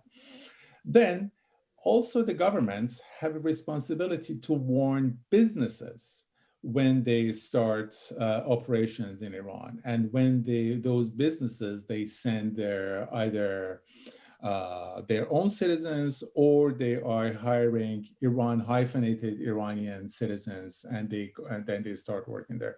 Because for the Iranian government, any person with a foreign passport is a commodity. They are not regarded as human beings. They are regarded as commodities that can be exchanged for something else, as we saw in the case of Jason Rezaian, Saeed Abedini, and others who were exchanged for the cash that was transferred from the US to Iran. The other thing that that this database and that organizations can do is, and I think they are doing an amazing job right now, is to compiling the stories of people like Nizar, people like Kylie and Jason, and they have to really talk to reporters and just be registered, because when people go to Iran, they have to know about these previous cases. Everyone who goes to these countries, they don't think that it's going to happen to them until it happens to them. So I think these stories have to be well known. They have to be conveyed through media. They have to be conveyed through private conversations. And I hope that the governments who are going to start business with Iran eventually, and companies who are going to be starting business with Iran eventually, be more careful about their citizens and their employees when they go to Iran. Excellent, thank you. So the final panelist today is Jason Poblet. Jason is the president of Global Liberty Alliance. He practices international and national security law at Poblet Tomago, which is in Alexandria, Virginia. He's one of the co-founders of Global Liberty, where he serves as its president. He is a longtime defender of human rights, and he was involved in the successful release of 2 Americans from Iran as representing Americans unlawfully detained in other nations. On September the 16th, the James W. Foley Foundation gave Jason the 2020 Hostage Freedom Award for his work to help free the Americans unlawfully detained in Iran and Venezuela. Jason, welcome. Thank you, Jeff. How are you? Very well. It's good to see you again. Good to see you. Yep. Jason, in many cases, hostage victims are processed through a sham trial, which really is intended for public consumption. And the names of the key players are in the public domain. Up till now, the main measures used against these individuals is really international sanctions. From your knowledge, how effective a disincentive do you think this is? And what other options could the international community have if robust and accurate data about them would be available? Well, thank you, Jeff, and thank you to the Alliance and, of course, to the Foley Foundation for your continued leadership in this space. You know, the data, all the conversation I've been hearing is remarkable, and I wish we had had it many years ago when now they're brothers, Mr. Zaka, Mr. Wang, were fighting to attain their liberty from even prison in Iran.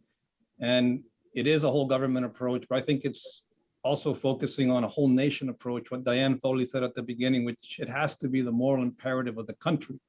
So sanctions are a tool.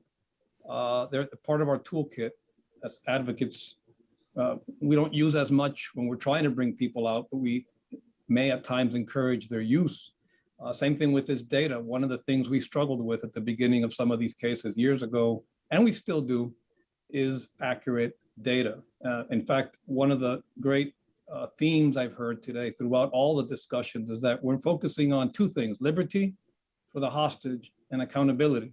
It's extremely important long-term if you want to put an end to this cycle, and data is important. For example, we have a case before the district court here in Washington, D.C. It's the case of Robin Shaheen against Iran. And in that case, in the penalty phase, it would be nice to have this sort of data, for example, to provide the judge. In that particular case, we argued that Iran is a civil RICO criminal enterprise. That's the way we anchored this case. And that's, I believe, how it should be viewed in most cases.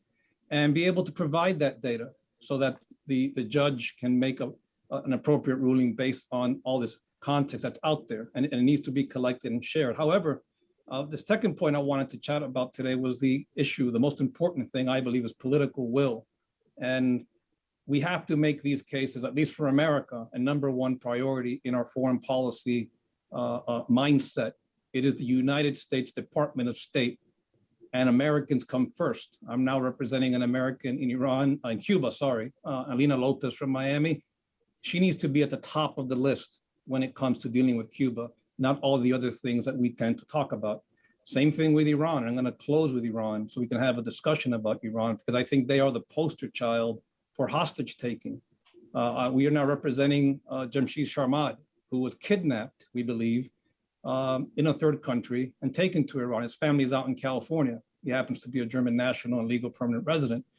Why aren't we talking about them? So I'm going to close briefly with this issue about use our case study, our poster child, Iran, which is the world's leading hostage taker.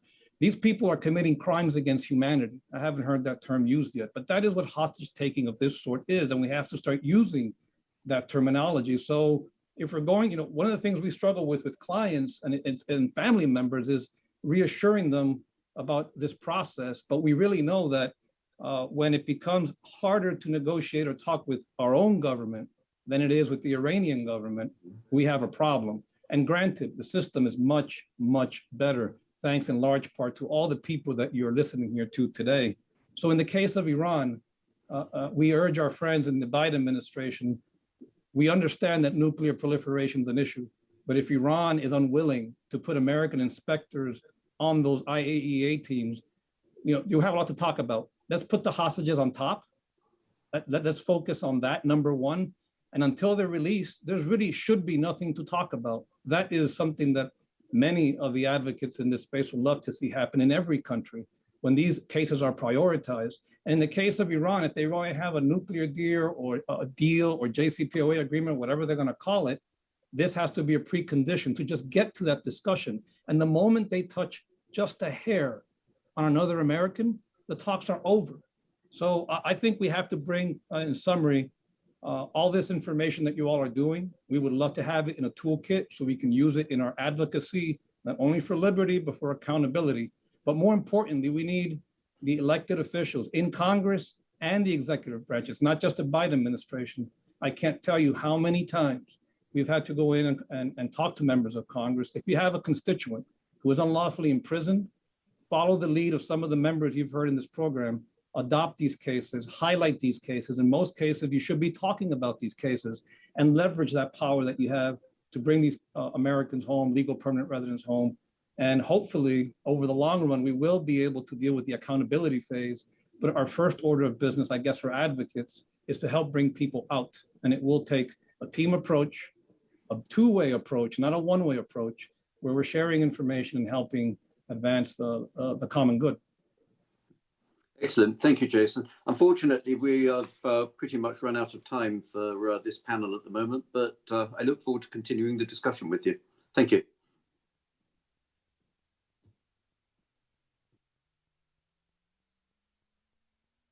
As we come to our third panel discussion, we're going to start with witness statements from different people on the impact of the JCPOA on hostages, including from those whose loved ones were taken hostage, and Nizar Zakka, who himself was a hostage in Iran. Hello, this is Barry Rosen for Hostage Aid Worldwide. I was held hostage in Iran for 444 days from 1979 to 1981. My name is Kylie Moore Gilbert and I'm a member of Hostage Aid Worldwide. I was detained on false charges of espionage in Iran from September 2018 until November 2020. My name is Anna Diamond. I am 26 years old and I was held as a hostage in the country for the next 4 years. My name is Richard Ratcliffe. I'm the husband of Nazanin Zaghari Ratcliffe. She's a British-Iranian charity worker who went to Iran on a family holiday in 2016 and was taken hostage. My name is Nizar Zakka. I am a member of Hostage Aid Worldwide.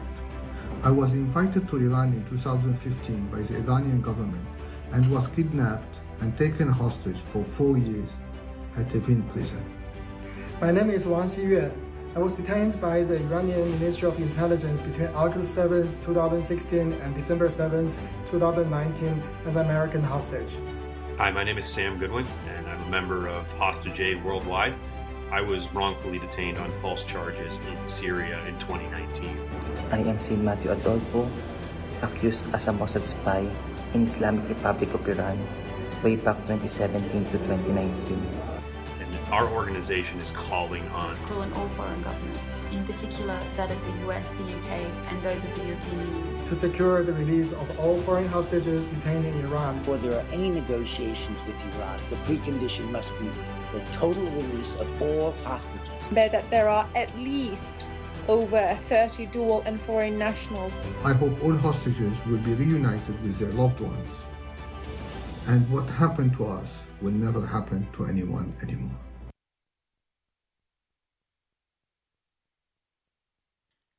And our final discussion involves a topic currently on the minds of anyone engaged in foreign policy. As we'll hear, there are many views on the best way to approach the subject, but all agree that the issue of hostages has to be dealt with immediately if there's to be any sustainable nuclear deal. It's undeniable that as long as the Islamic Republic holds and uses hostages for material diplomatic gain, by definition, they eliminate any chance of building trust, a basic trust that is needed for any deal to succeed. The panel will be moderated by Siamak Dehqanpour, an Iranian-American journalist who has worked at the Voice of America since 2003. He owned a publishing business in Iran, and he's earned a Bachelor of Arts in Directing from the Faculty of Cinema and Theatre of the University of Arts in Tehran, and he currently is working towards an MFA in Film and Media at the American University.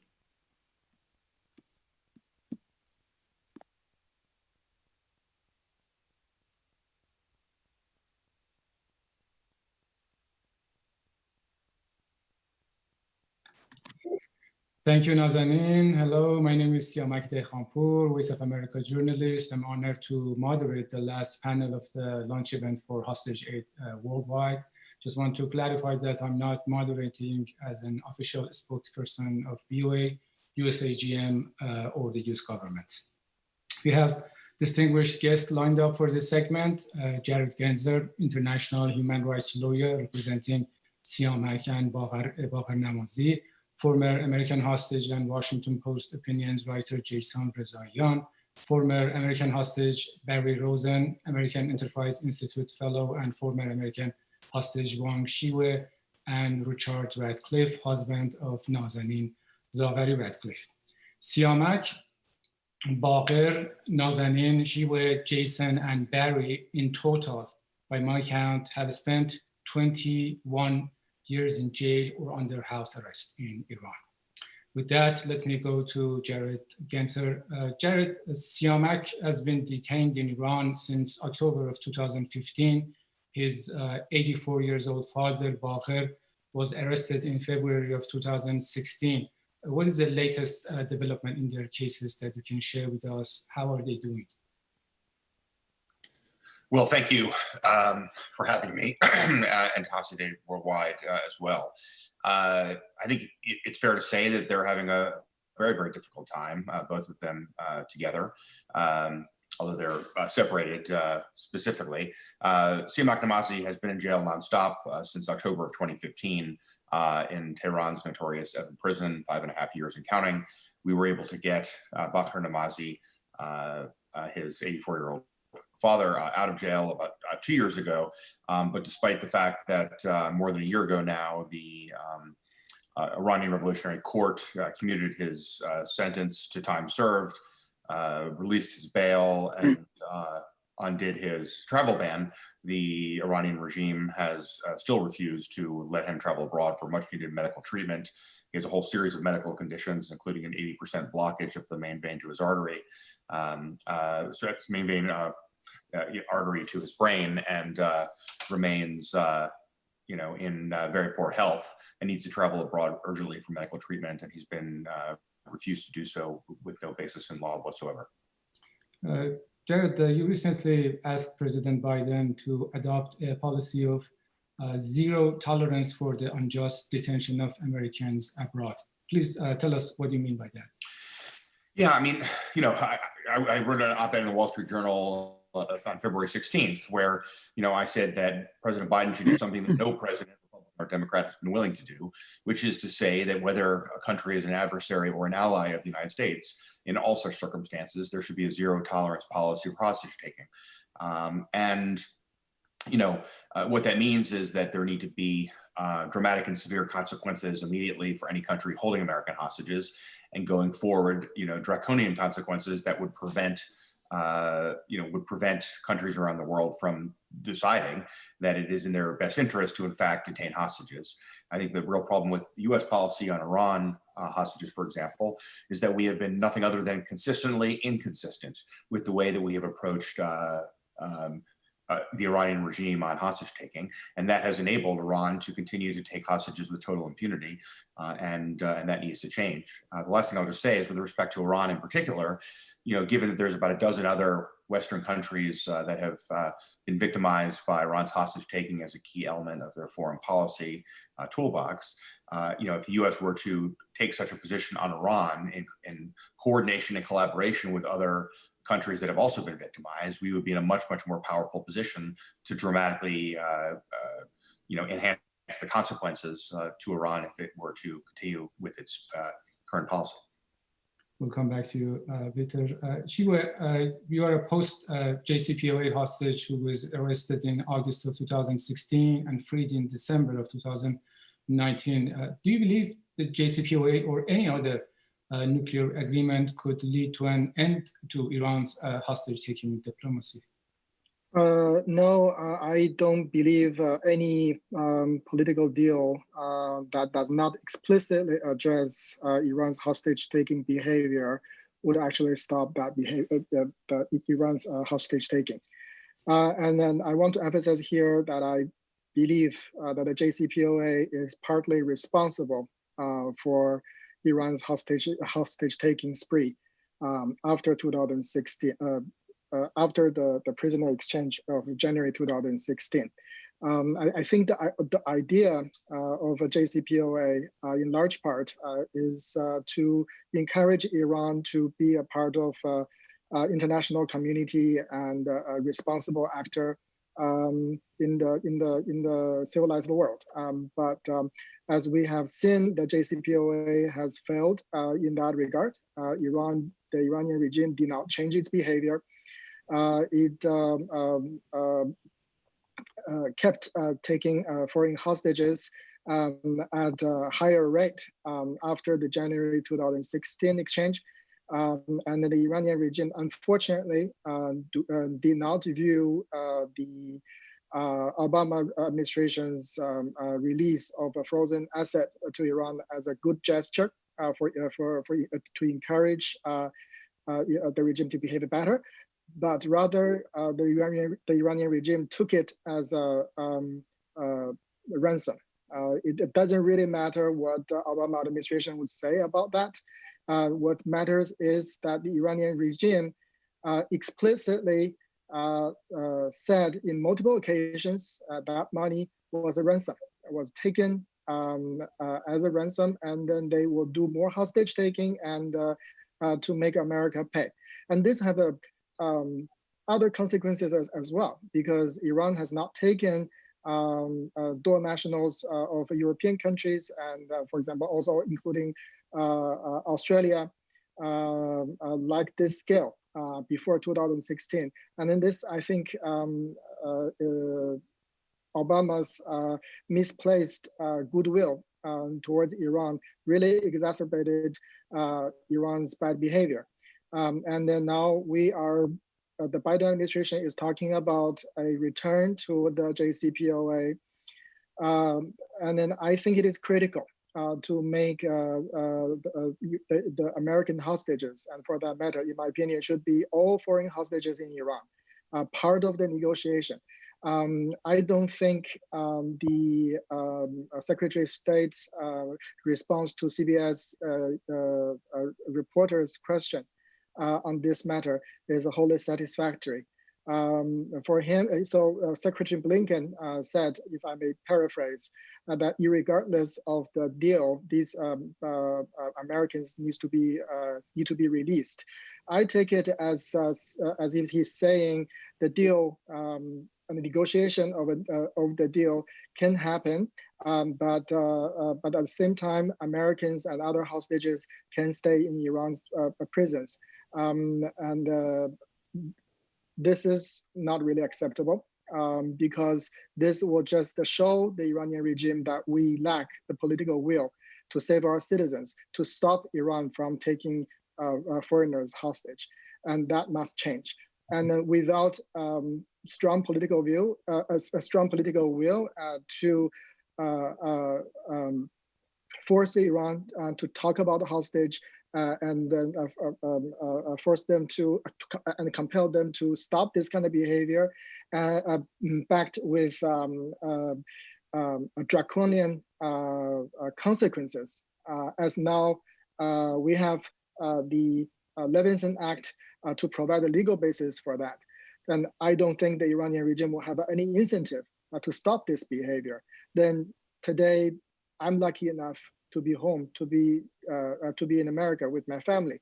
But unfortunately, Richard is alone, and then his wife is still being jailed in Iran.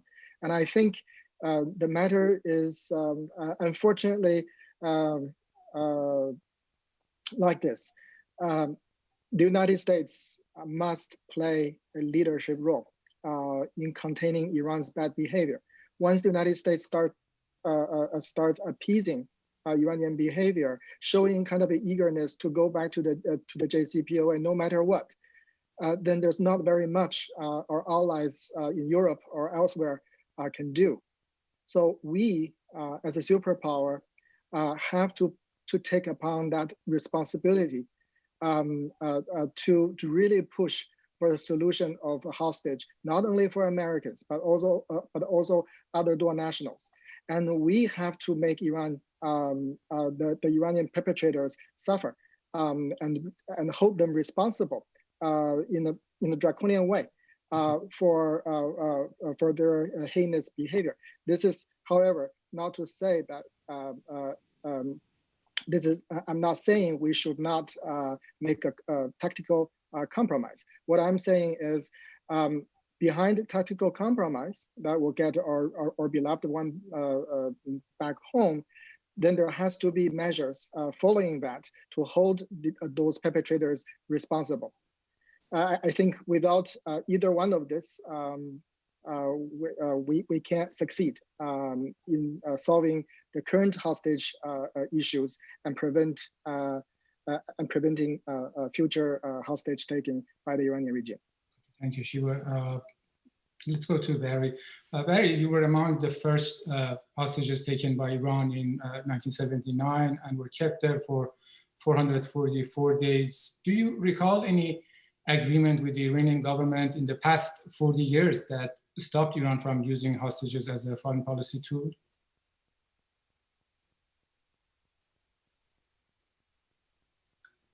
Barry, I guess maybe you need to unmute your mic.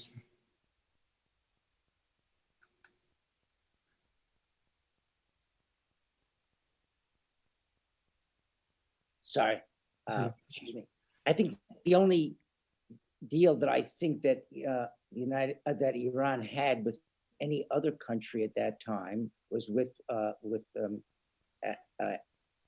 Afghanistan, and they somehow were able to work out the situation there. But with the United States and Iran, no, there absolutely has not been any time during that period of time where they have stopped taking hostages as part of their foreign policy. To be really, to go back to those 40 years when I was first taken, I think the biggest mistake made by the United States in terms of its dealing with Iran was actually the Algiers Accord. Because in the Algiers Accord, we acceded to Iran's demand that the hostages could not be compensated for their period of hostage taking. So we acceded to something in which the Iranians saw as profitable. They could take hostages, but they would never caught in terms of compensation. And so I think that was the first real big mistake in a U.S. foreign policy. Of course, at that time, no one ever thought that an embassy would ever be taken over by any other by students or by another government which actually approved of it all. That, I think, gained Iran a lots of popularity within Iran and outside of Iran for doing this. We will come back to you, Barry. Let's go to Jason. Jason, your freedom was directly related to the JCPOA, and you were released on January of 2016 after 544 days in Evin prison, Ward 2A, which we call it Band 2 Alif. How can the JCPOA put an end to Iran's hostage-taking diplomacy? And do you think sitting with this regime to negotiate is a victory for the regime?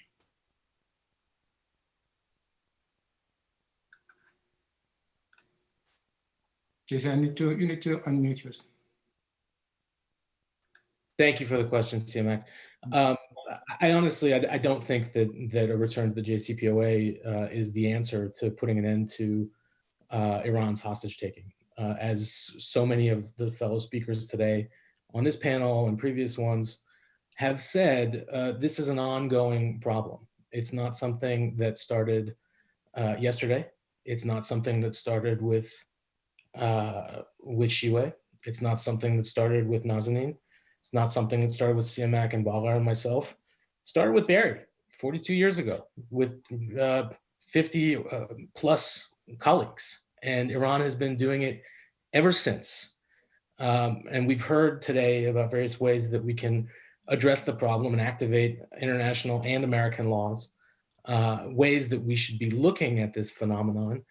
And I think it's going to continue to be a problem until the Iranian regime has a feeling that it might not be worth for them to do this anymore. And currently, we haven't figured out a formula to make it difficult for them. So I don't think it is part and parcel to whether or not we return to the JCPOA. I will say, though, that I think this notion that we can just ignore dealing with the Islamic Republic is a faulty one. Every one of us that was released through a negotiated settlement, whatever the details of those settlements were. So we have to have some sort of channel for resolving these issues. And I think it's a very dangerous game to say we won't talk to them if we're, it's difficult to say it like this, but I think everybody listening and those in government probably understand very well that our hope or demand that there won't be any negotiations till everybody's free, in all likelihood wouldn't be heeded. That's not something that seems, unfortunately, realistic. I'd like us to get to a point where we lived in a world where democratic, responsible governments like the US, like the UK, like Canada, Germany and France, all countries who currently have hostages being held in Iran, would say we're not going to deal with them or any other country who's holding our nationals until they let them go. But we're not to that point in this culture of hostage taking yet. And that's why the work that Hostage Aid Worldwide and everybody who's gathered today is so important. Because when I was taken 7 years ago, a conversation like this across continents wasn't going to happen. And I want to acknowledge the hard work of everybody that's on this panel, on the previous panels. Some of you I've gotten to know over the last few years and consider part of the extended family of hostages, unfortunate family. But here we are, and it's time to press forward and figure out A, how to bring everybody home safely as quickly as possible, and B, how to end this enterprise once and for all. Yeah, thank you, Tim. Richard, Nazanin has been detained in Iran since April of 2016 and is a JCPOA hostage.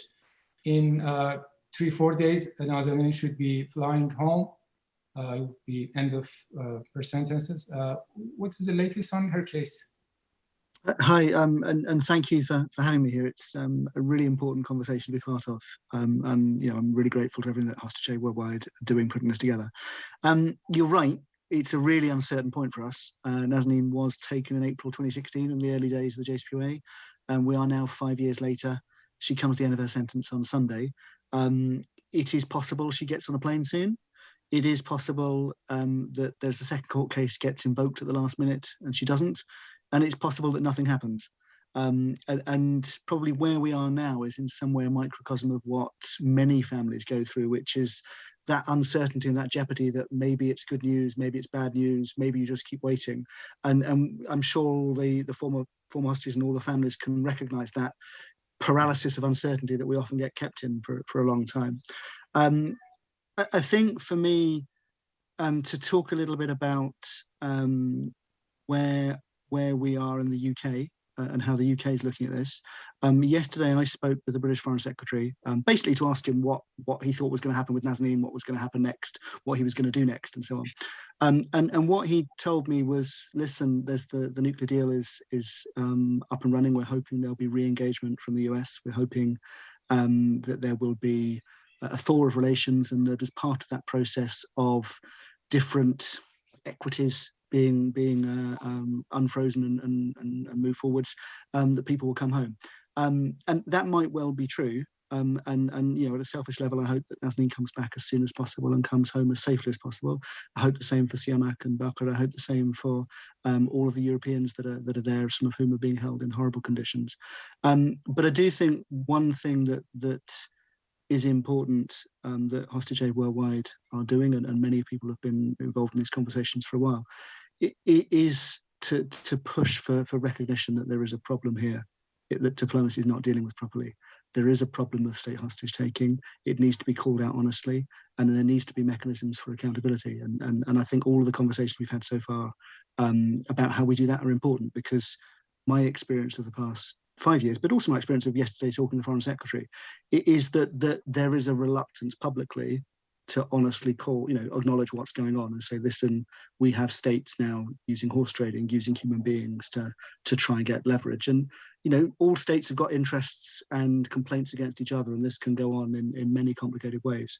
I worry, if I'm honest, with where we are at the moment, that there is, as one of the speakers said before, a kind of ransom creep that grows in, and that in Nazanin's case, she was taken very clearly for a pot of money that is Iran, that's a debt that was owed to Iran, that was sitting in a frozen bank account.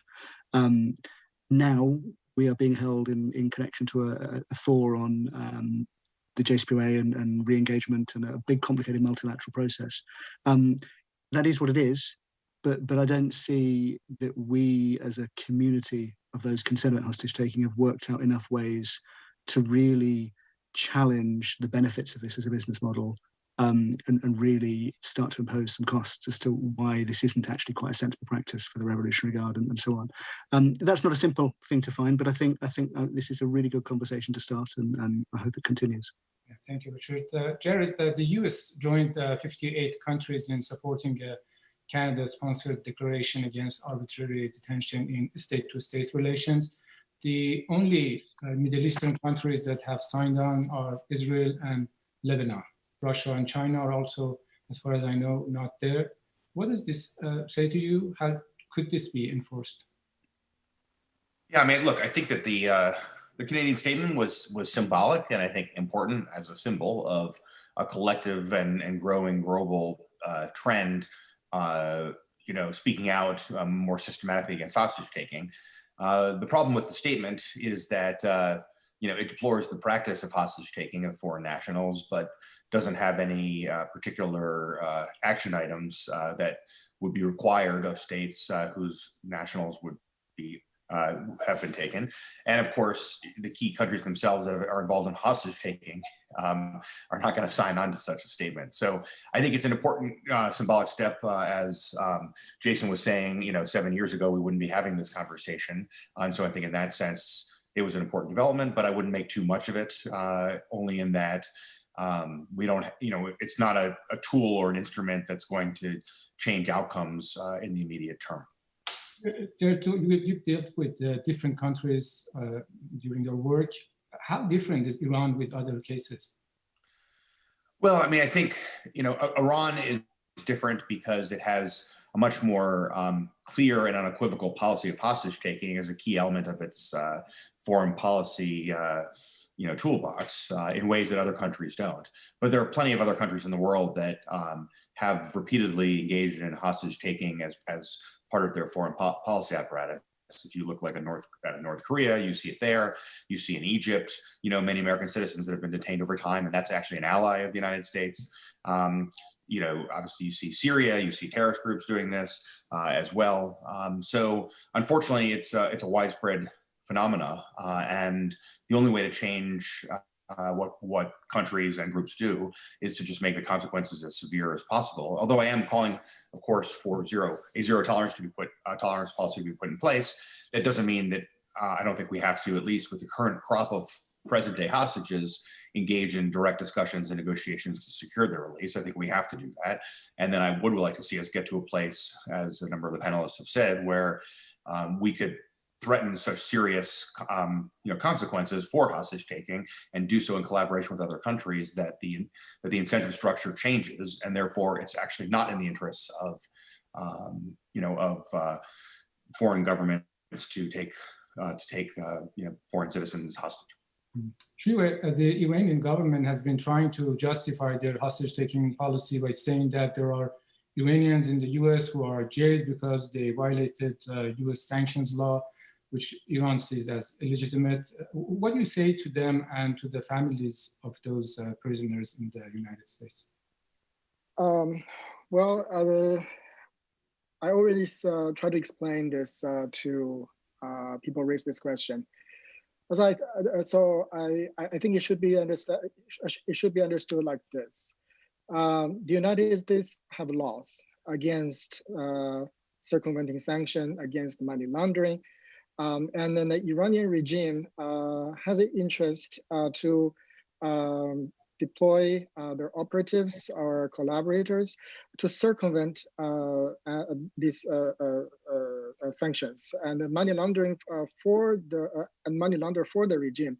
And then those people who engage in this kind of enterprises, they know they know the risks, and they're after the handsome financial rewards by engaging in this kind of a risky enterprises, and then very often they got caught and then tried and thrown into prison with heavy sentences.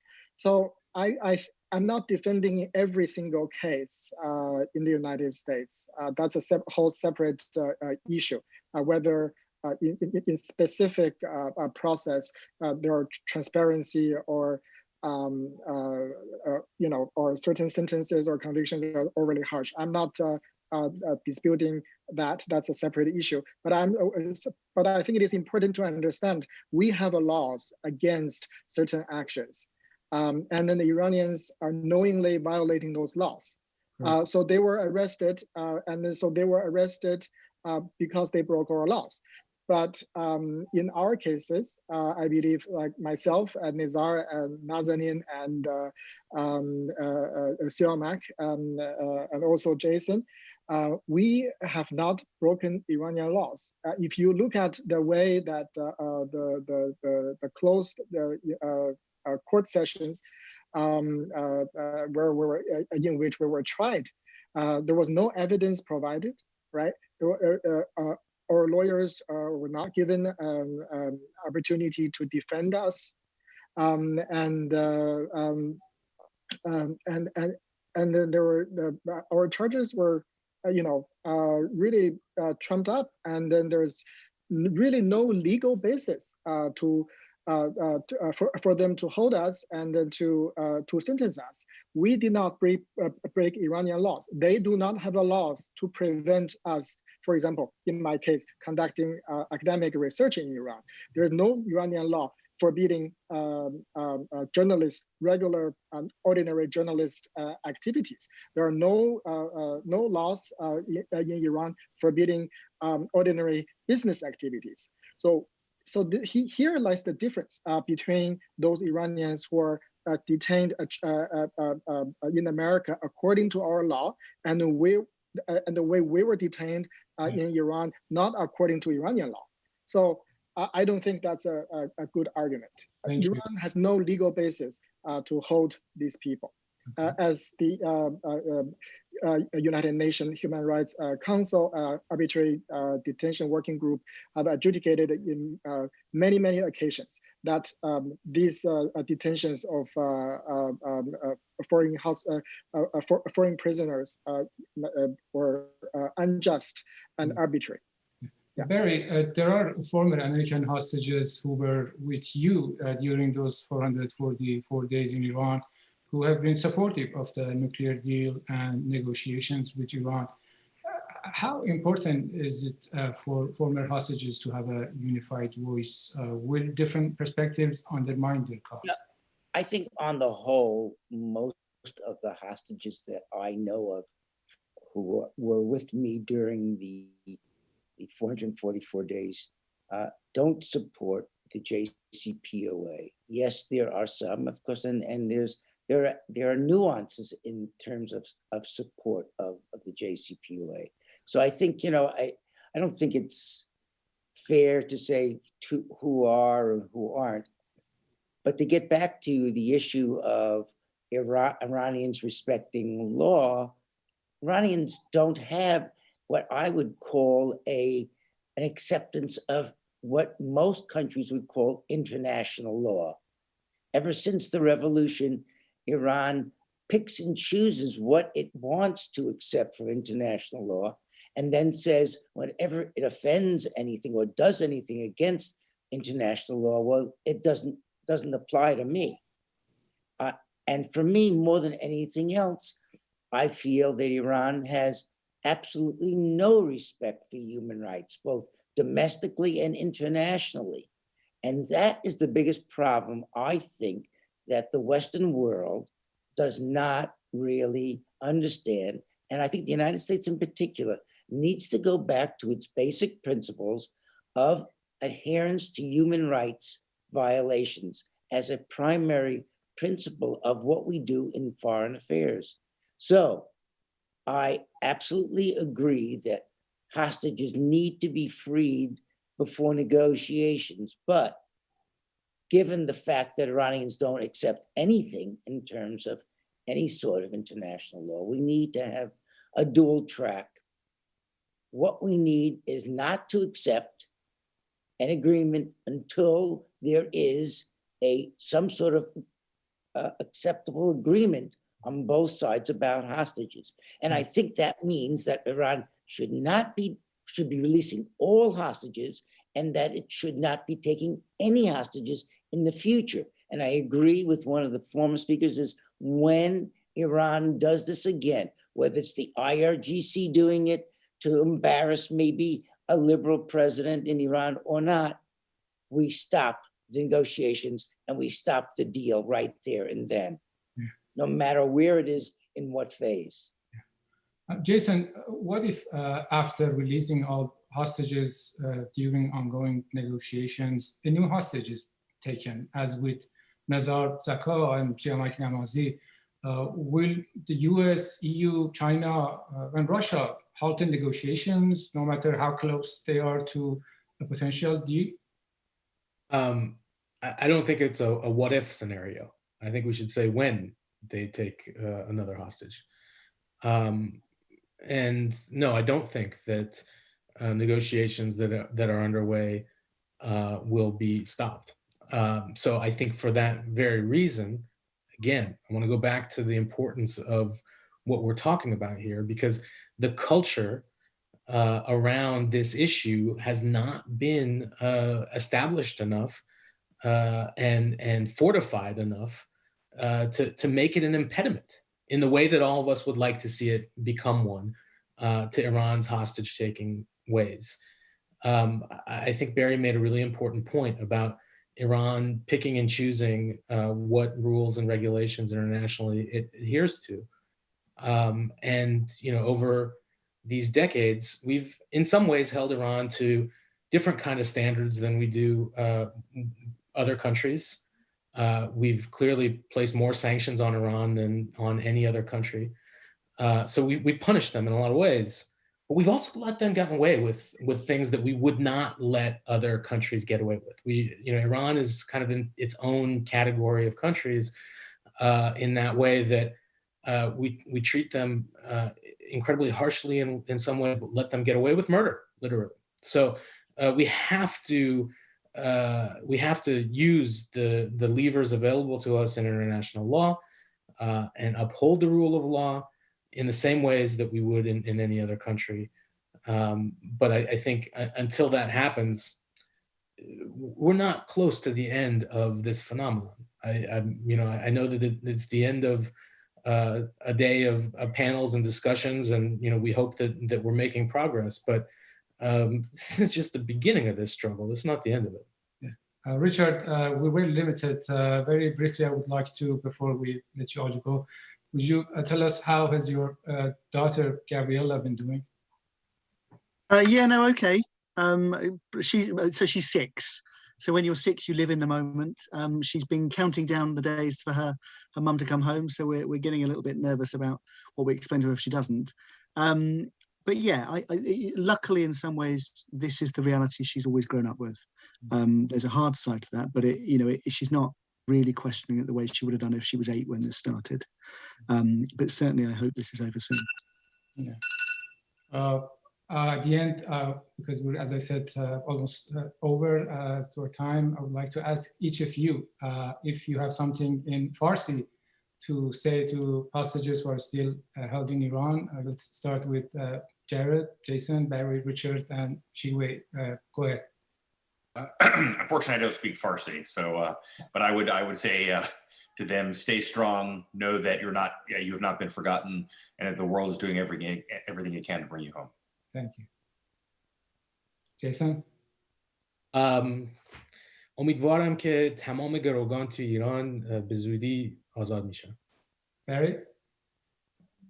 همه گروگان آمریکایی یا فرنگی باید آزادی باشد. Richard? So I don't speak Farsi either, but I would want everyone to know that they're not alone. There are many people caring for them, and that there are lots of people outside the walls of Evin prison battling to get everyone home. Chiwei?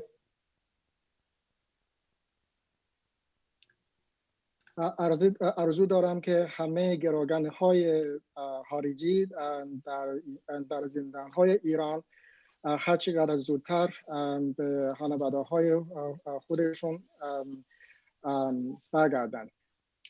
Thank you very much. Thank you, Barry Rosen, Jared Genzer, Richard Radcliffe, Wang Chiwei, and Jason Rezaian. Thank you very much. Nazanin, back to you. Thank you, Matt. Thank you for joining us today, and a special thanks to Hostage Aid Worldwide, the James Foley Legacy Foundation, and of course to our incredible keynote speakers, moderators, and panelists. I hope we can all agree that the world should unite in one voice against hostage-taking, based on a clear definition of what constitutes a hostage and through enforceable international conventions and alliances. The world should fight against and intercept the hostage business model through data, science, technology, and policy. Freeing hostages should remain a priority of governments and international organizations. We can put an end to the cruel practice of hostage-taking only if we have a unified and coordinated global effort powered by intelligent tools and policies.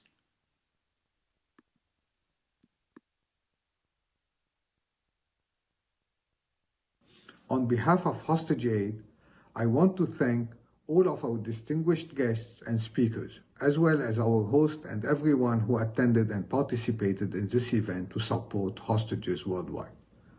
I would also like to thank our partners, the James Foley Legacy Foundation, and Diane Foley in particular, who has helped us all.